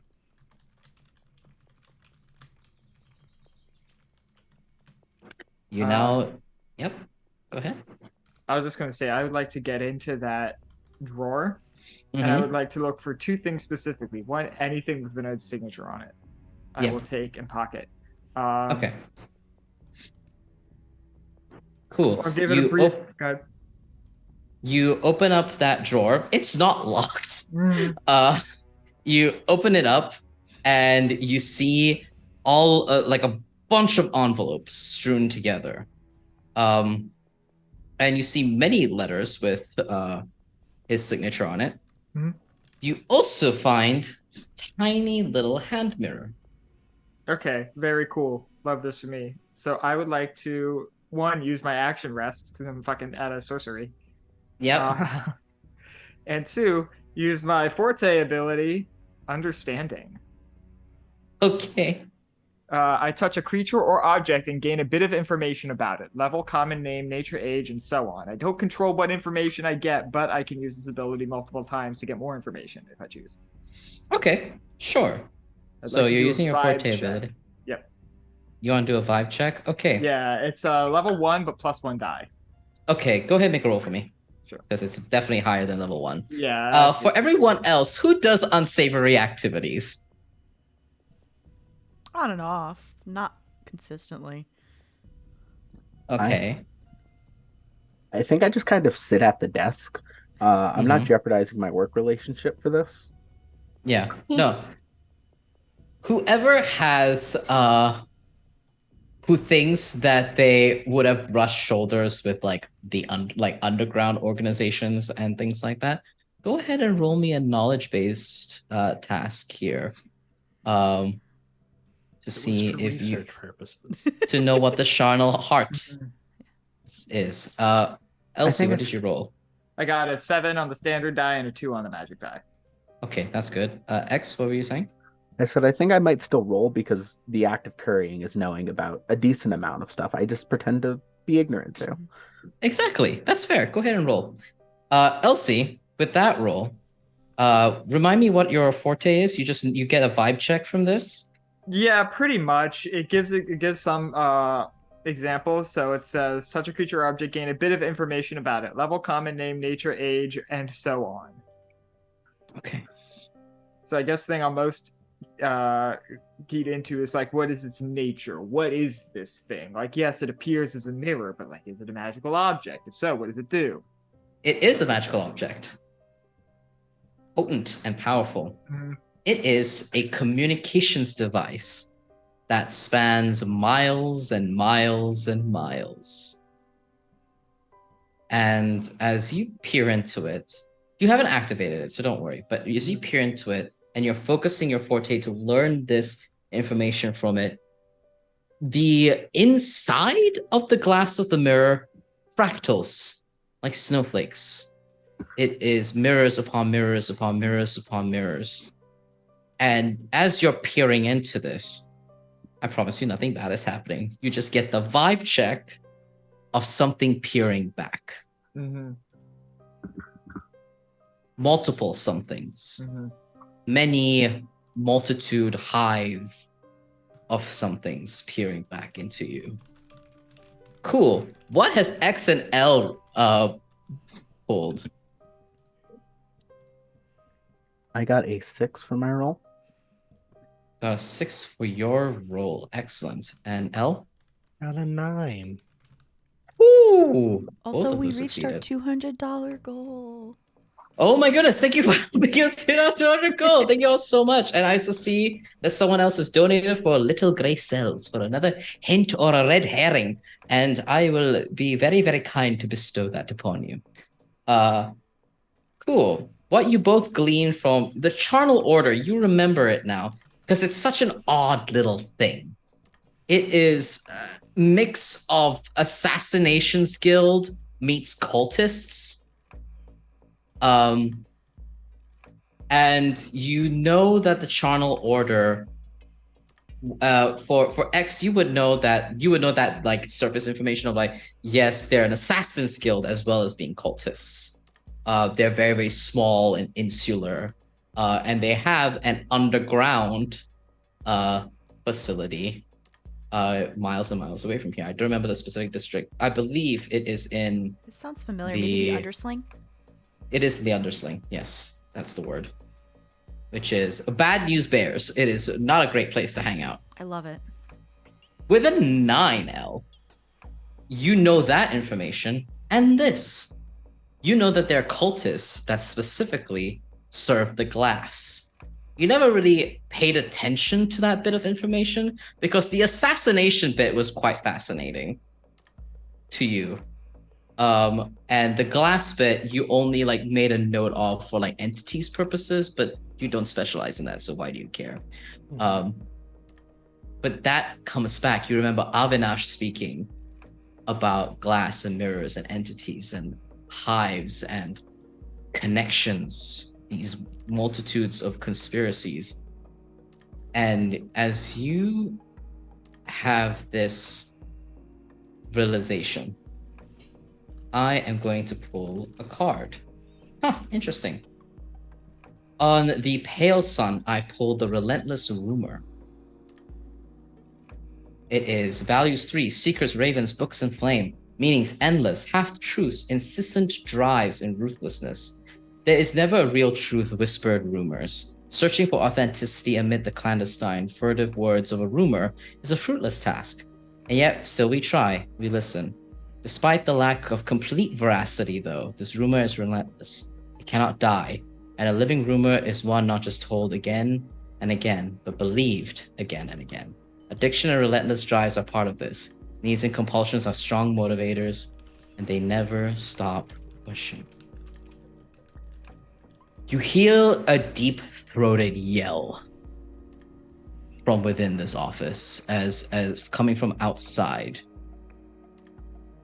as yet another sound of crashing glass has occurred. What would you all like to do? Grab a fistful of some of these papers for looking at later, and I guess go in that direction. God damn it. You go in that direction. As Go ahead. As we're running and get closer to that, can I cast Eyes of the Overworld again to see if I can catch more of where those threads might be leading? Yes. As you explore more of the map and your eyes open up and these threads begin to emerge, percolating amongst all the different spaces of this house, they all converge onto one point, which is the direction of the screen. And you see, like, shrouded in, like, monotone colorings from this distance, as you're closing in, a man doubled over onto the ground, grabbing onto his arm. His arm looks like it's crystallizing. And as you look at him properly, he is chubby, heavy-set, mustard yellow kurta, doubled over, and he is grievously injured. And you see a couple of individuals stood before him. And as you all come closer to it, you see tragedy and comedy standing there, their stained glass bodies hovering near Avinash, and Avinash is pointing to them and with his crystalline glasses like, it's them! As they're hovered close, and they both turn to you all. And on either direction, mirrored to one another, lean curiously at all of you.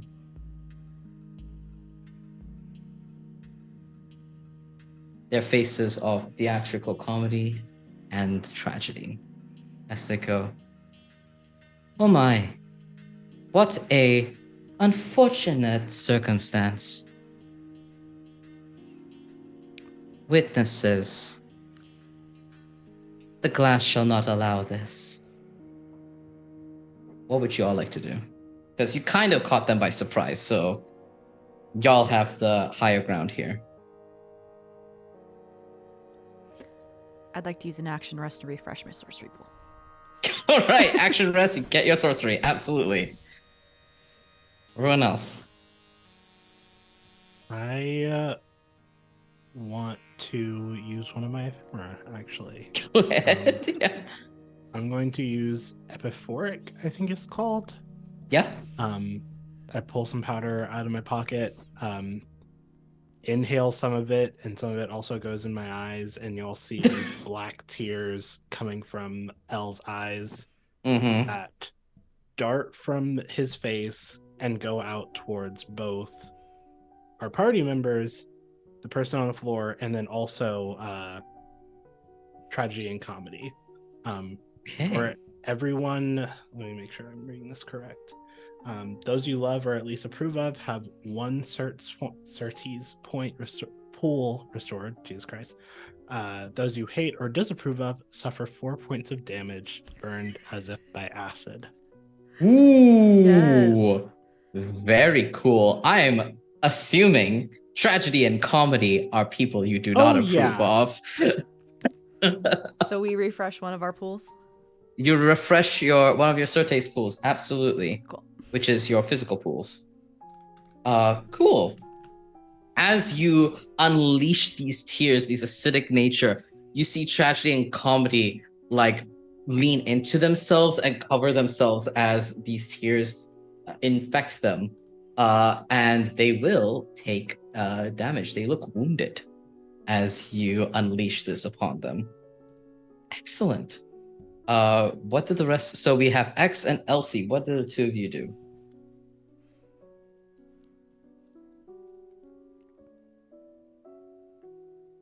I don't want to say I wait to see how this plays out, but You're just standing back and enjoying this. You could. I think I am. You could? Unfortunately, Yeah. X is very, very withdrawn from present events at all times. Mm-hmm. I'm gonna see how everyone's doing first, and then I'll hop in. Okay. Cool. What about you, Elsie? Is there anything nearby that could ostensibly be used as a weapon? Because I have 0 combat capability whatsoever. I don't have any weapons. I don't have any spells that do damage. Sure. There's a few options. There's a vase probably nearby. You also see like a chair has probably doubled over and been broken up by force of shattered glass. So you could take a chair leg or some shattered glass. I like sort of look around at my options. Oh, fuck this. And I like sort of like slide a pen out from my sleeve, grab one of the fucking pages that I stole from Vinod's office, and I would like to use... Oh my god, I forgot I gave you this. That's the best part about Yeah. GMing this game, forgetting what you gave your players. I forgot that I gave you this. Yes, go ahead. No, this is not actually something that you gave me. I would actually I would like to use my forte ability, Words Become Truth.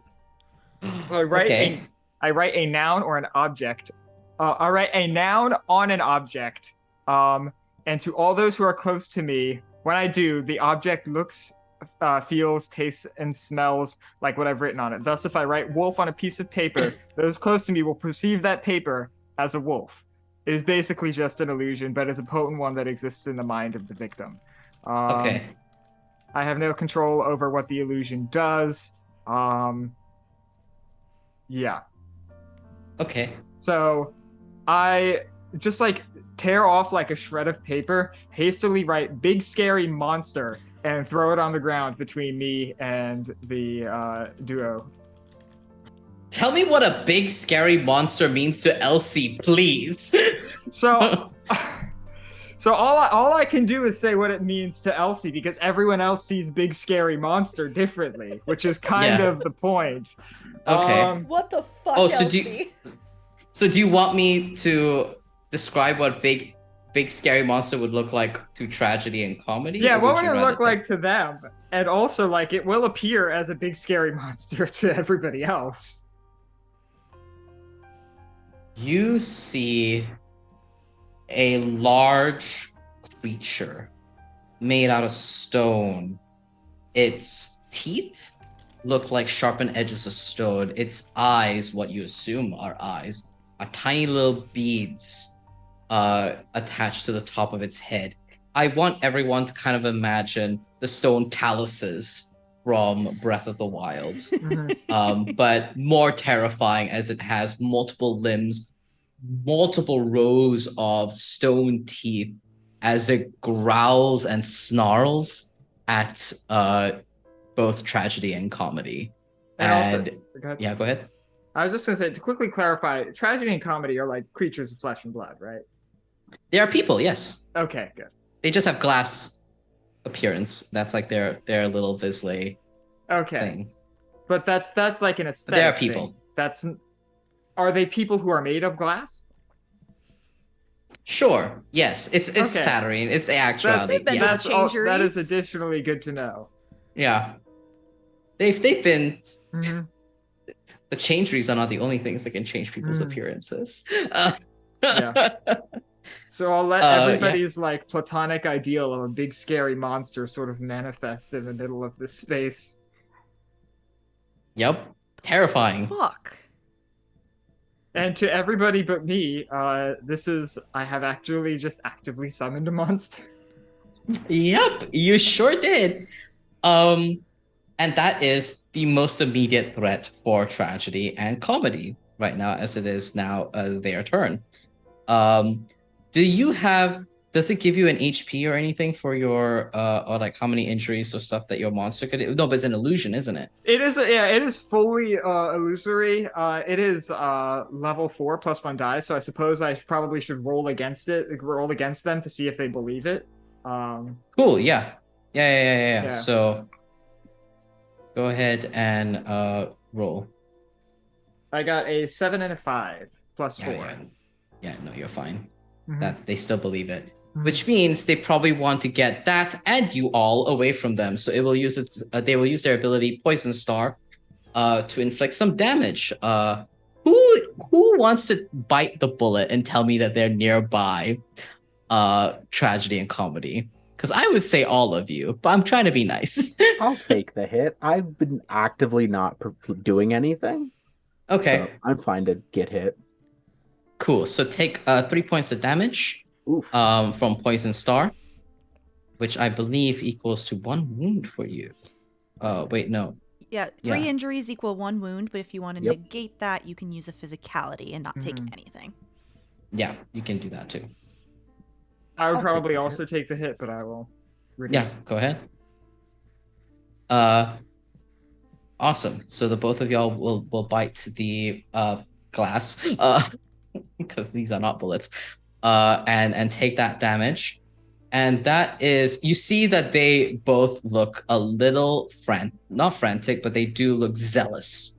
There is a fanatical fearlessness that is taking hold right now. They have a job to do, and you're all in the way. So it is time to eliminate you all because you're in the way. So in that case, it is back to the rest of y'all. So go. I believe you're supposed to roll initiative, aren't you? Yeah. So go ahead and make me a speed-based task. Right. Movement, I believe, is what it's called. That's Correct. Cypher. Can I use a hidden knowledge as well as a movement? Yeah. What is your hidden knowledge? It's less knowledge and more just the sort of pent up adrenaline and fury at seeing Emily's death. Like, I wasn't a fan of her. I knew her by reputation and it wasn't great. But at the same time, it's like, shit, I didn't want her to die. And so just kind of channeling that. You channel that. Mhm. and you you are able to get that hidden knowledge. No worries. Yeah, and I'll also use a sortilege. Go ahead. Should probably keep a note of who's going first and all that. Mm-hmm. All right, who wants to tell me their rolls? I got a 7 on the die, but I used a bene, so 8. 8. Okay, M is 8. L. 3. Sorry, I was muted. 3. Okay, no worries. X. I got a 7 on the die, but I'm not using a bene. Okay, excellent. X. And Elsie. 8 plus 2 for 10. 10. Elsie, you go first. All right. So, having gotten confirmation that these two people are in fact made from glass, I will again reach into my pocket and produce a small, like iron ball, like roughly the size of a baseball. And I am going to throw my reversal stone.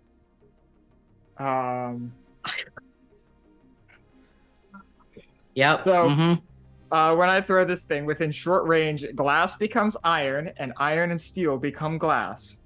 This is a level 4 item. Do I have to roll for like a throw? You do have to roll. You do have to roll because they are level 6. So go ahead. And All right, roll for sure. me. I'll use it. 1 bene from accuracy and 1 sortilege. Go ahead. Just adjust my shit.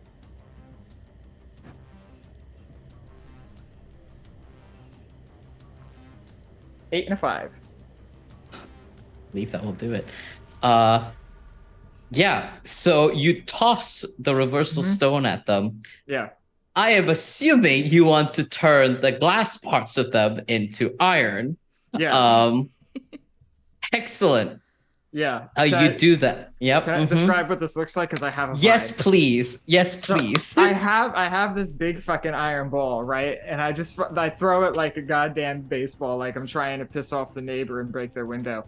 And what happens is, as this iron ball is sailing through the air, once it makes contact, the iron ball shatters into all of these pieces of glass, and the glass bodies just immediately sort of harden and take on this sort of metallic sheen. I'm gonna pull a card for something because this is not covered by the present lore, but We either Yeah, killed go them or made them superpowered, and there's only one way to find out. actually, you might. I don't think they'll die because they're people and not all of them is glass.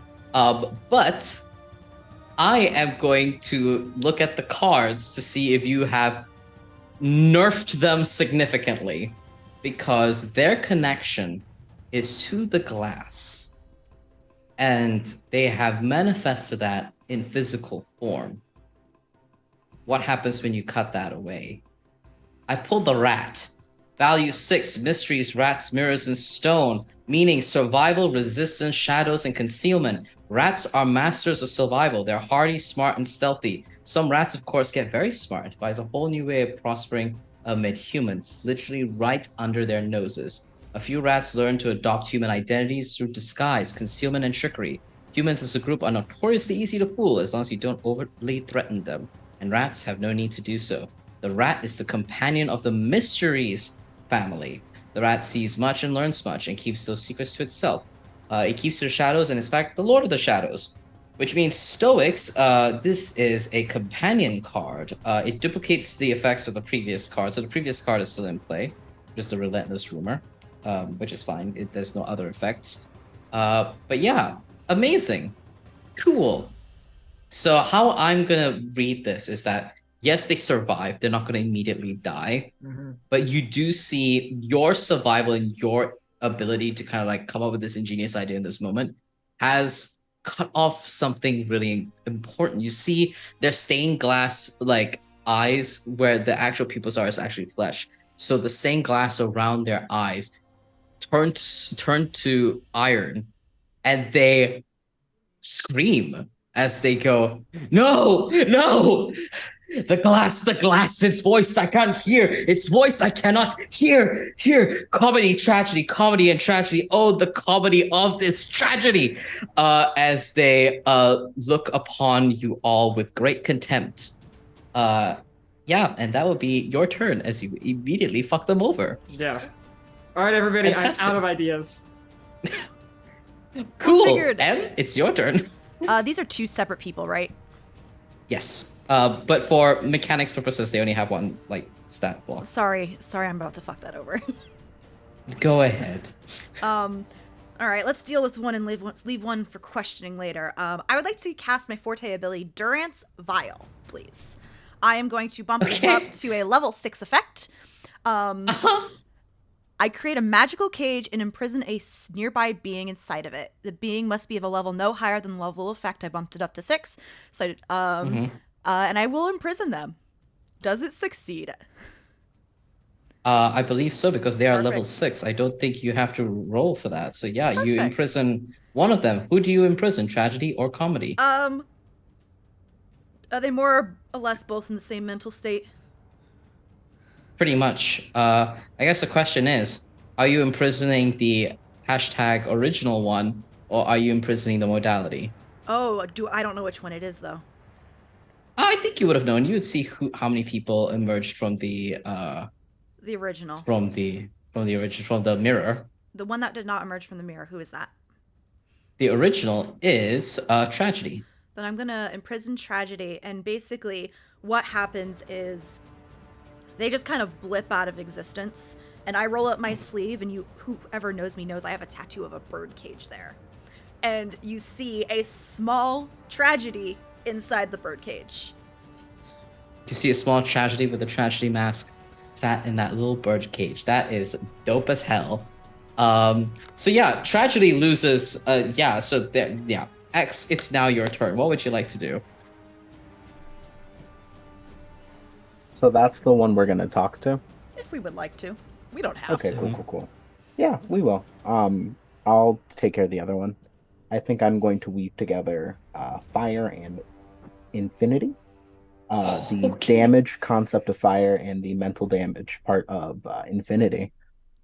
Haha, okay. What are you gonna do to me? I believe I just step closer and like take off my glasses for the first time and like just look into like the depths of their soul. And I Mhm. think it's just like pure psychic damage of like I don't want to say I hit them with the like concept of everything, but I think that's what I do. Mm-hmm. Okay, So- you hit them with the concept of everything. Absolutely. Yeah, let me. Is there damage associated with it? Is there a number? I didn't see a number. I'm don't quite know Yeah. with Weaver stuff how to like It's based off the level of effects table, so what are you trying to do damage? Are you just trying to scare them? Sorry, Val. for I'm stepping trying to do a little bit of damage. Sure. Cool. So yeah, let's say they take some more injuries. Yep. Easily enough. We So- can definitely do that. If you want to do 4 damage, that would be 4 sorcery, and it's kind of roughly scales by that. So however Yeah. much sorcery you spend. Yeah, I'll do let's do 3. It's because I'm petty. Yeah. Let's do 3. Because you're petty. Okay. Yeah, you do that. You deal that damage. Where's my stat block? Where has it gone? There it is. Yeah, you do that. Yeah, that's another wound for them. They're not looking so hot. You no, but you said you wanted it manifested as this like psychic damage. Yes. Right? Yes. That's anguish. Oh, my bad. Oops. No, that's better for you. Because if I remember my rules correctly, folks who are more experienced, 3 anguish But is but 3 mental injuries still equal 1 anguish. injury. Yeah, okay. Yeah. So that's 1 anguish ticked off. Yikes! They're not doing so hot. That you buffet them with the concept of infinity as they kind of like now separated from their original person. The modality comedy is now on their knees, kind of like holding their heads and screaming. Cool. This is not great for them. L, what would you like to do in your turn before comedy attempts to do something? First question: how Yes. our friend on the ground? Yes. How does he look right now? Is he like okay? Is he still turning into glass or something? What's going on? Horrific. I think what you would notice is that it looks like they are looking around and realizing that the cards are not in their favor. They look like they're muttering something under their breath and attempting to do a spell or some sort. I think is what you notice. They're really battered. They're not winning this. Okay, in that case, I am going to move like into their space and start trying to like get them out of the immediate area of comedy. It's on the ground, right? Yeah, that's the correct one. Yeah, comedy's on the ground. And I don't know if I need to be like still while I do this, but I want to try to summon something in this round. Ooh, okay. Summoning takes a couple of rounds. I'm trying to think. You know what? Let me pull a card. Crap. Let me pull a card to see if the card will help speed it up. So I'll still allow summoning to happen a bit. How it manifests. What the fuck? I pulled the Imperator. Yes. Love that The card. Imperator. Value 9. Vision, swans, blades, and water. Meanings. Wisdom in war. Turning points. Deciding factors. It is a sovereign card, which means +1 to all and +2 to, hold on. I think This it's is vision, empaths. so empaths. It's me! Empaths get a +2, yep. Sometimes conflict is needed, and the Imperator believes that keeping a level head and using intellect and wisdom rather than rage or brute force paves the path to victory. Of course, not every crisis point lies within a literal battle. Some conflicts take other forms, stressful situations where some are prone to make rash decisions based on emotion, but not the Imperator. Follow his example. The Imperator is a sovereign of the Visions family. He is a leader, advisor, teacher, and mighty warrior. I'm gonna say, yeah, you fucking do it. You are able to like draw on the knowledge of how this manifests and how to speed up summoning, especially knowing that there's a fellow Goetic here who needs your help, and all of that Goetic knowledge is fueled into you. What kind of person, entity are you summoning into this space right now? So, the type of summoning that I'm going to do is a sail, I want to say. Okay, you want to sail? Yeah, and basically a much bigger, beefier version of red, I think is what I'm aiming for. Absolutely. You summon a demon, and a demon that emerges is I'm gonna say with the Imperator, no rolling necessary for colloquy. It just jumps in. You see a large, extremely muscular and beefy demon wielding a large shield with a blade attached to it hop out of the summoning circle, and you wanted to assail the comedy. Yeah, I think El Hell yeah. says, yeah, that one. Get that one quickly. Get that one.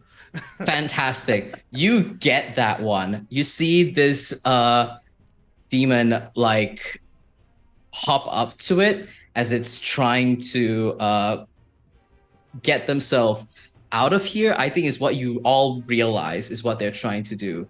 They're trying to connect to something to remove themselves from the situation. But that demon, the Imperator card, has intervened on your behalf and has stopped that.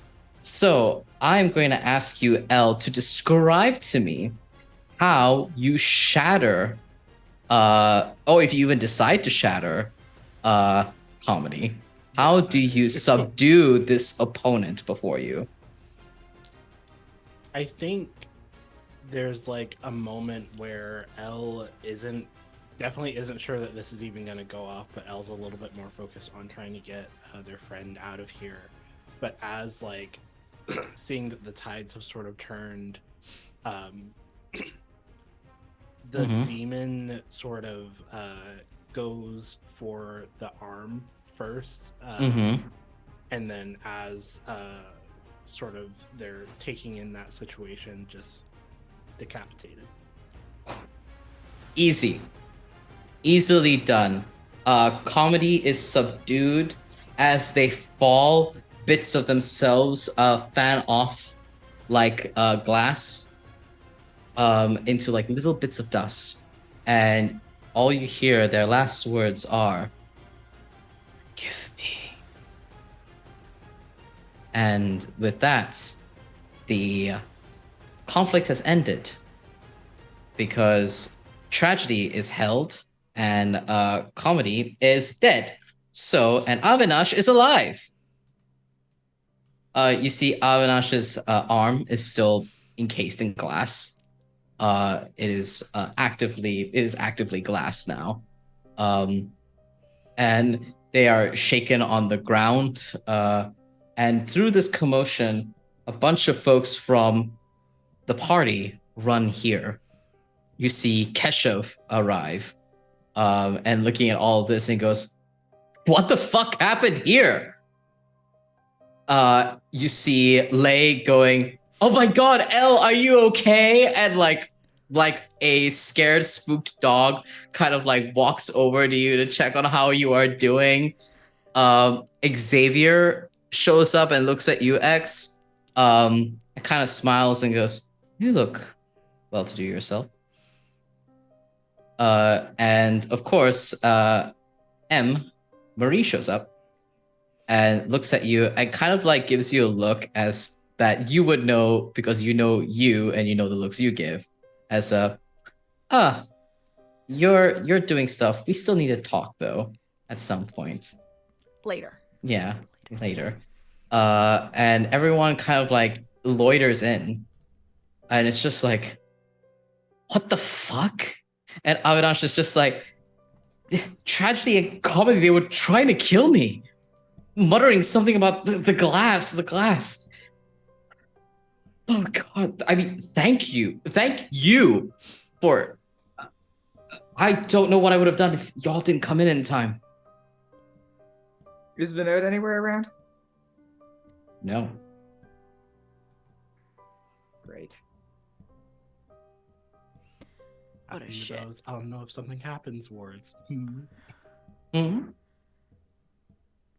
What would y'all like to do? I want to try and find Vinod, and if possible, Mm-hmm.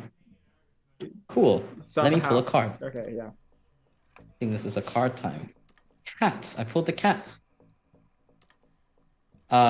Value 6. Notions, cats, clocks, and wind. Solitude, curiosity, cleverness, and dexterity. Cats see much. They prowl about and simply find a good vantage point and watch and sleep. Should something really catch their eye. However, they move to investigate. Curiosity killed the cat, as the saying goes, and it's true. But cats have 9 lives, and they can afford a little curiosity. The cat is a companion card for the Notions family. It watches over them and sometimes even protects them, which means it duplicates the effects of the Imperator, which That's is me. great. I think how this manifests is you all of you are kind of like, where's Vinod? And everyone's just like, I don't remember seeing Vinod anywhere, actually. Yeah. I don't know where he went. And then you see Keshav, of all the people here, look towards the ballroom. And he goes, no, he didn't. And as you all kind of like move towards the ballroom, and you, Elsie, you investigated He went that into the mirror. And with your wisdom, you look into the ballroom, no one is there. But you do see a trail of glass leading up to the large mirror. And looking through it with the Imperator, with that wisdom of conflict, you can sense through the weaves of magic, this has now been turned into an exit.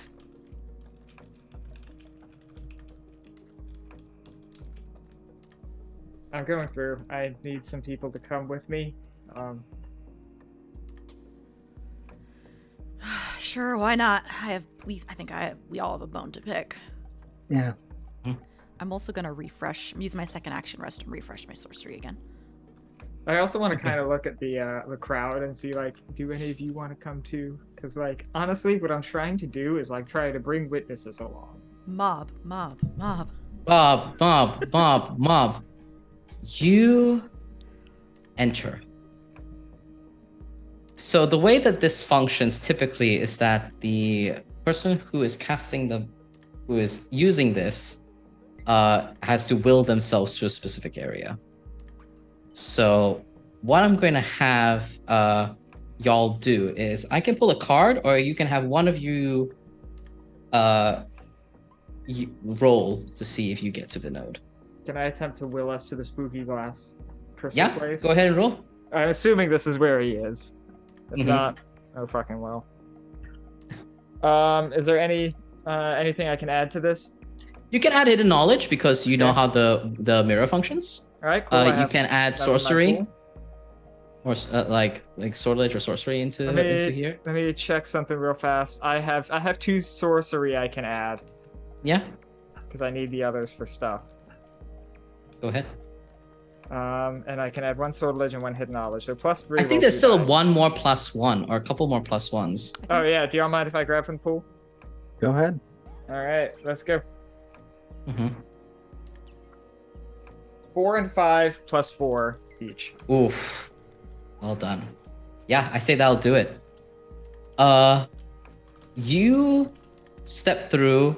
I think the people who step through with you are the folks most pissed off. So probably Keshev, both Keshevs. And hold on, let me just do a thing. Both Keshevs and some of the modalities are stepping in with you as you go in through the door, and you're able to weave the magic in such a way, and you do find him. You find Vinod in what looks like a safe house somewhere. The area seems a little darker, so it's definitely not like the Marquee Quarter or the main areas of Saturnine. It seems like somewhere in the outskirts.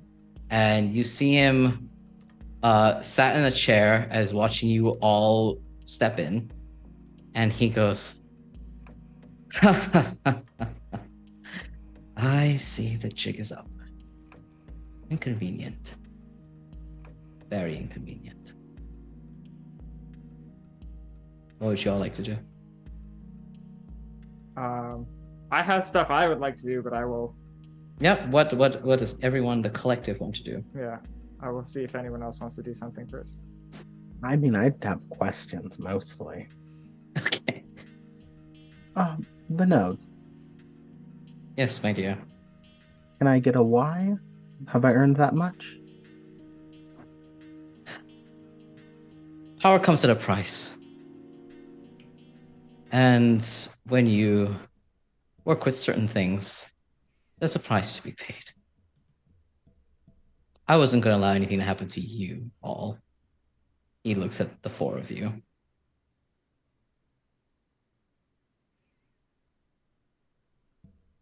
So you're just gonna let everyone else turn to glass, die, get eaten? The mirror takes what it wants to take. It is an inevitability. It is already here now. And it seems like he's listening out. It's only a matter of time.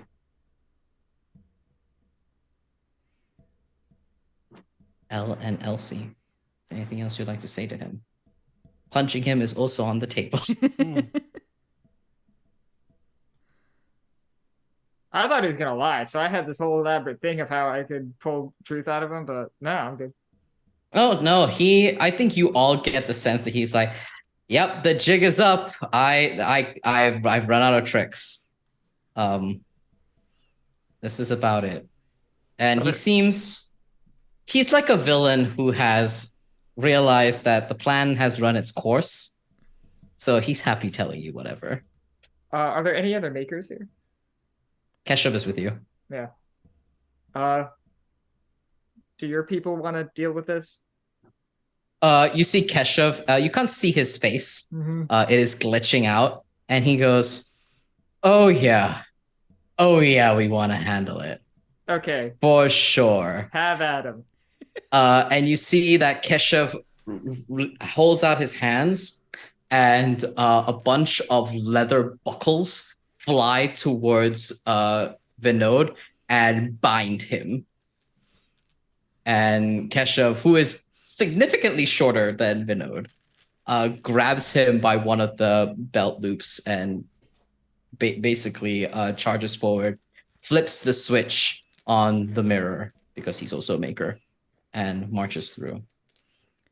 Does Elle have any last words or parting gifts? Elle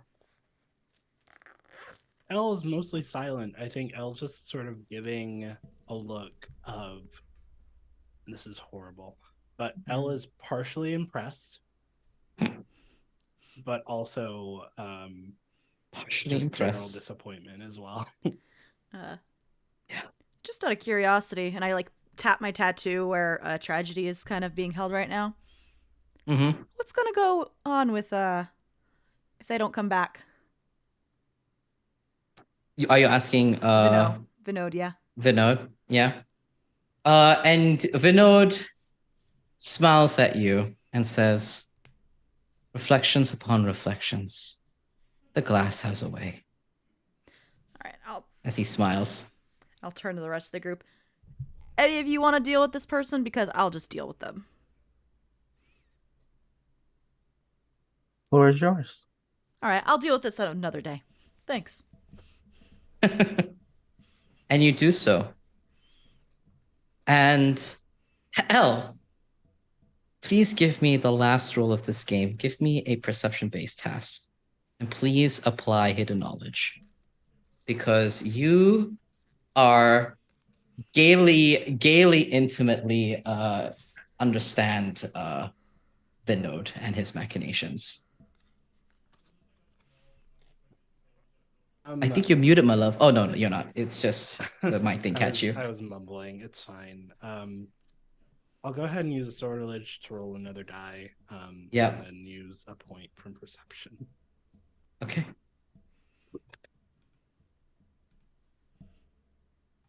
It's not good. It's a 2 and a 0. So Is the 0 on the magic die? yeah. Flux time. I'll give you something for that. You see a 2. I'll give you a 2. The 2 is it's too late to notice this. This is the wrong. That's how it manifests. It's not that you failed to notice this. It's that you wish you saw this earlier. You see close to the wall, Vinod has already been brought to the other side. So whatever things you're going to say to him, it has to happen after. You see some shattered bits of glass on the ground. And as you are using magic to peer into this, to figure out what this thing was, you realize it was part of a sortier, a type of magical implement or instrument or object. And as you pull it, it doesn't work as well because it is a magic, as your very emotional things are not going well for you today. And the magic shakes and weaves in front of you. And the way this flux manifests is as a vision into something you need to see, but perhaps you don't want to see. And you see that this was a ghost door sortier, a transportation item. And as you peer into the other side, you see it. You see her. Glass crystal dangling in the undersling, held up by chains. And a young man with dark hair, happy and well-dressed, sat by a set of stairs facing up into the glass and says, "Well, that's unfortunate. Plan didn't go quite the way I wanted. It's another Vinod. But he is wearing one-sided glass mask," and shakes his head. "No matter. Reflections upon reflections."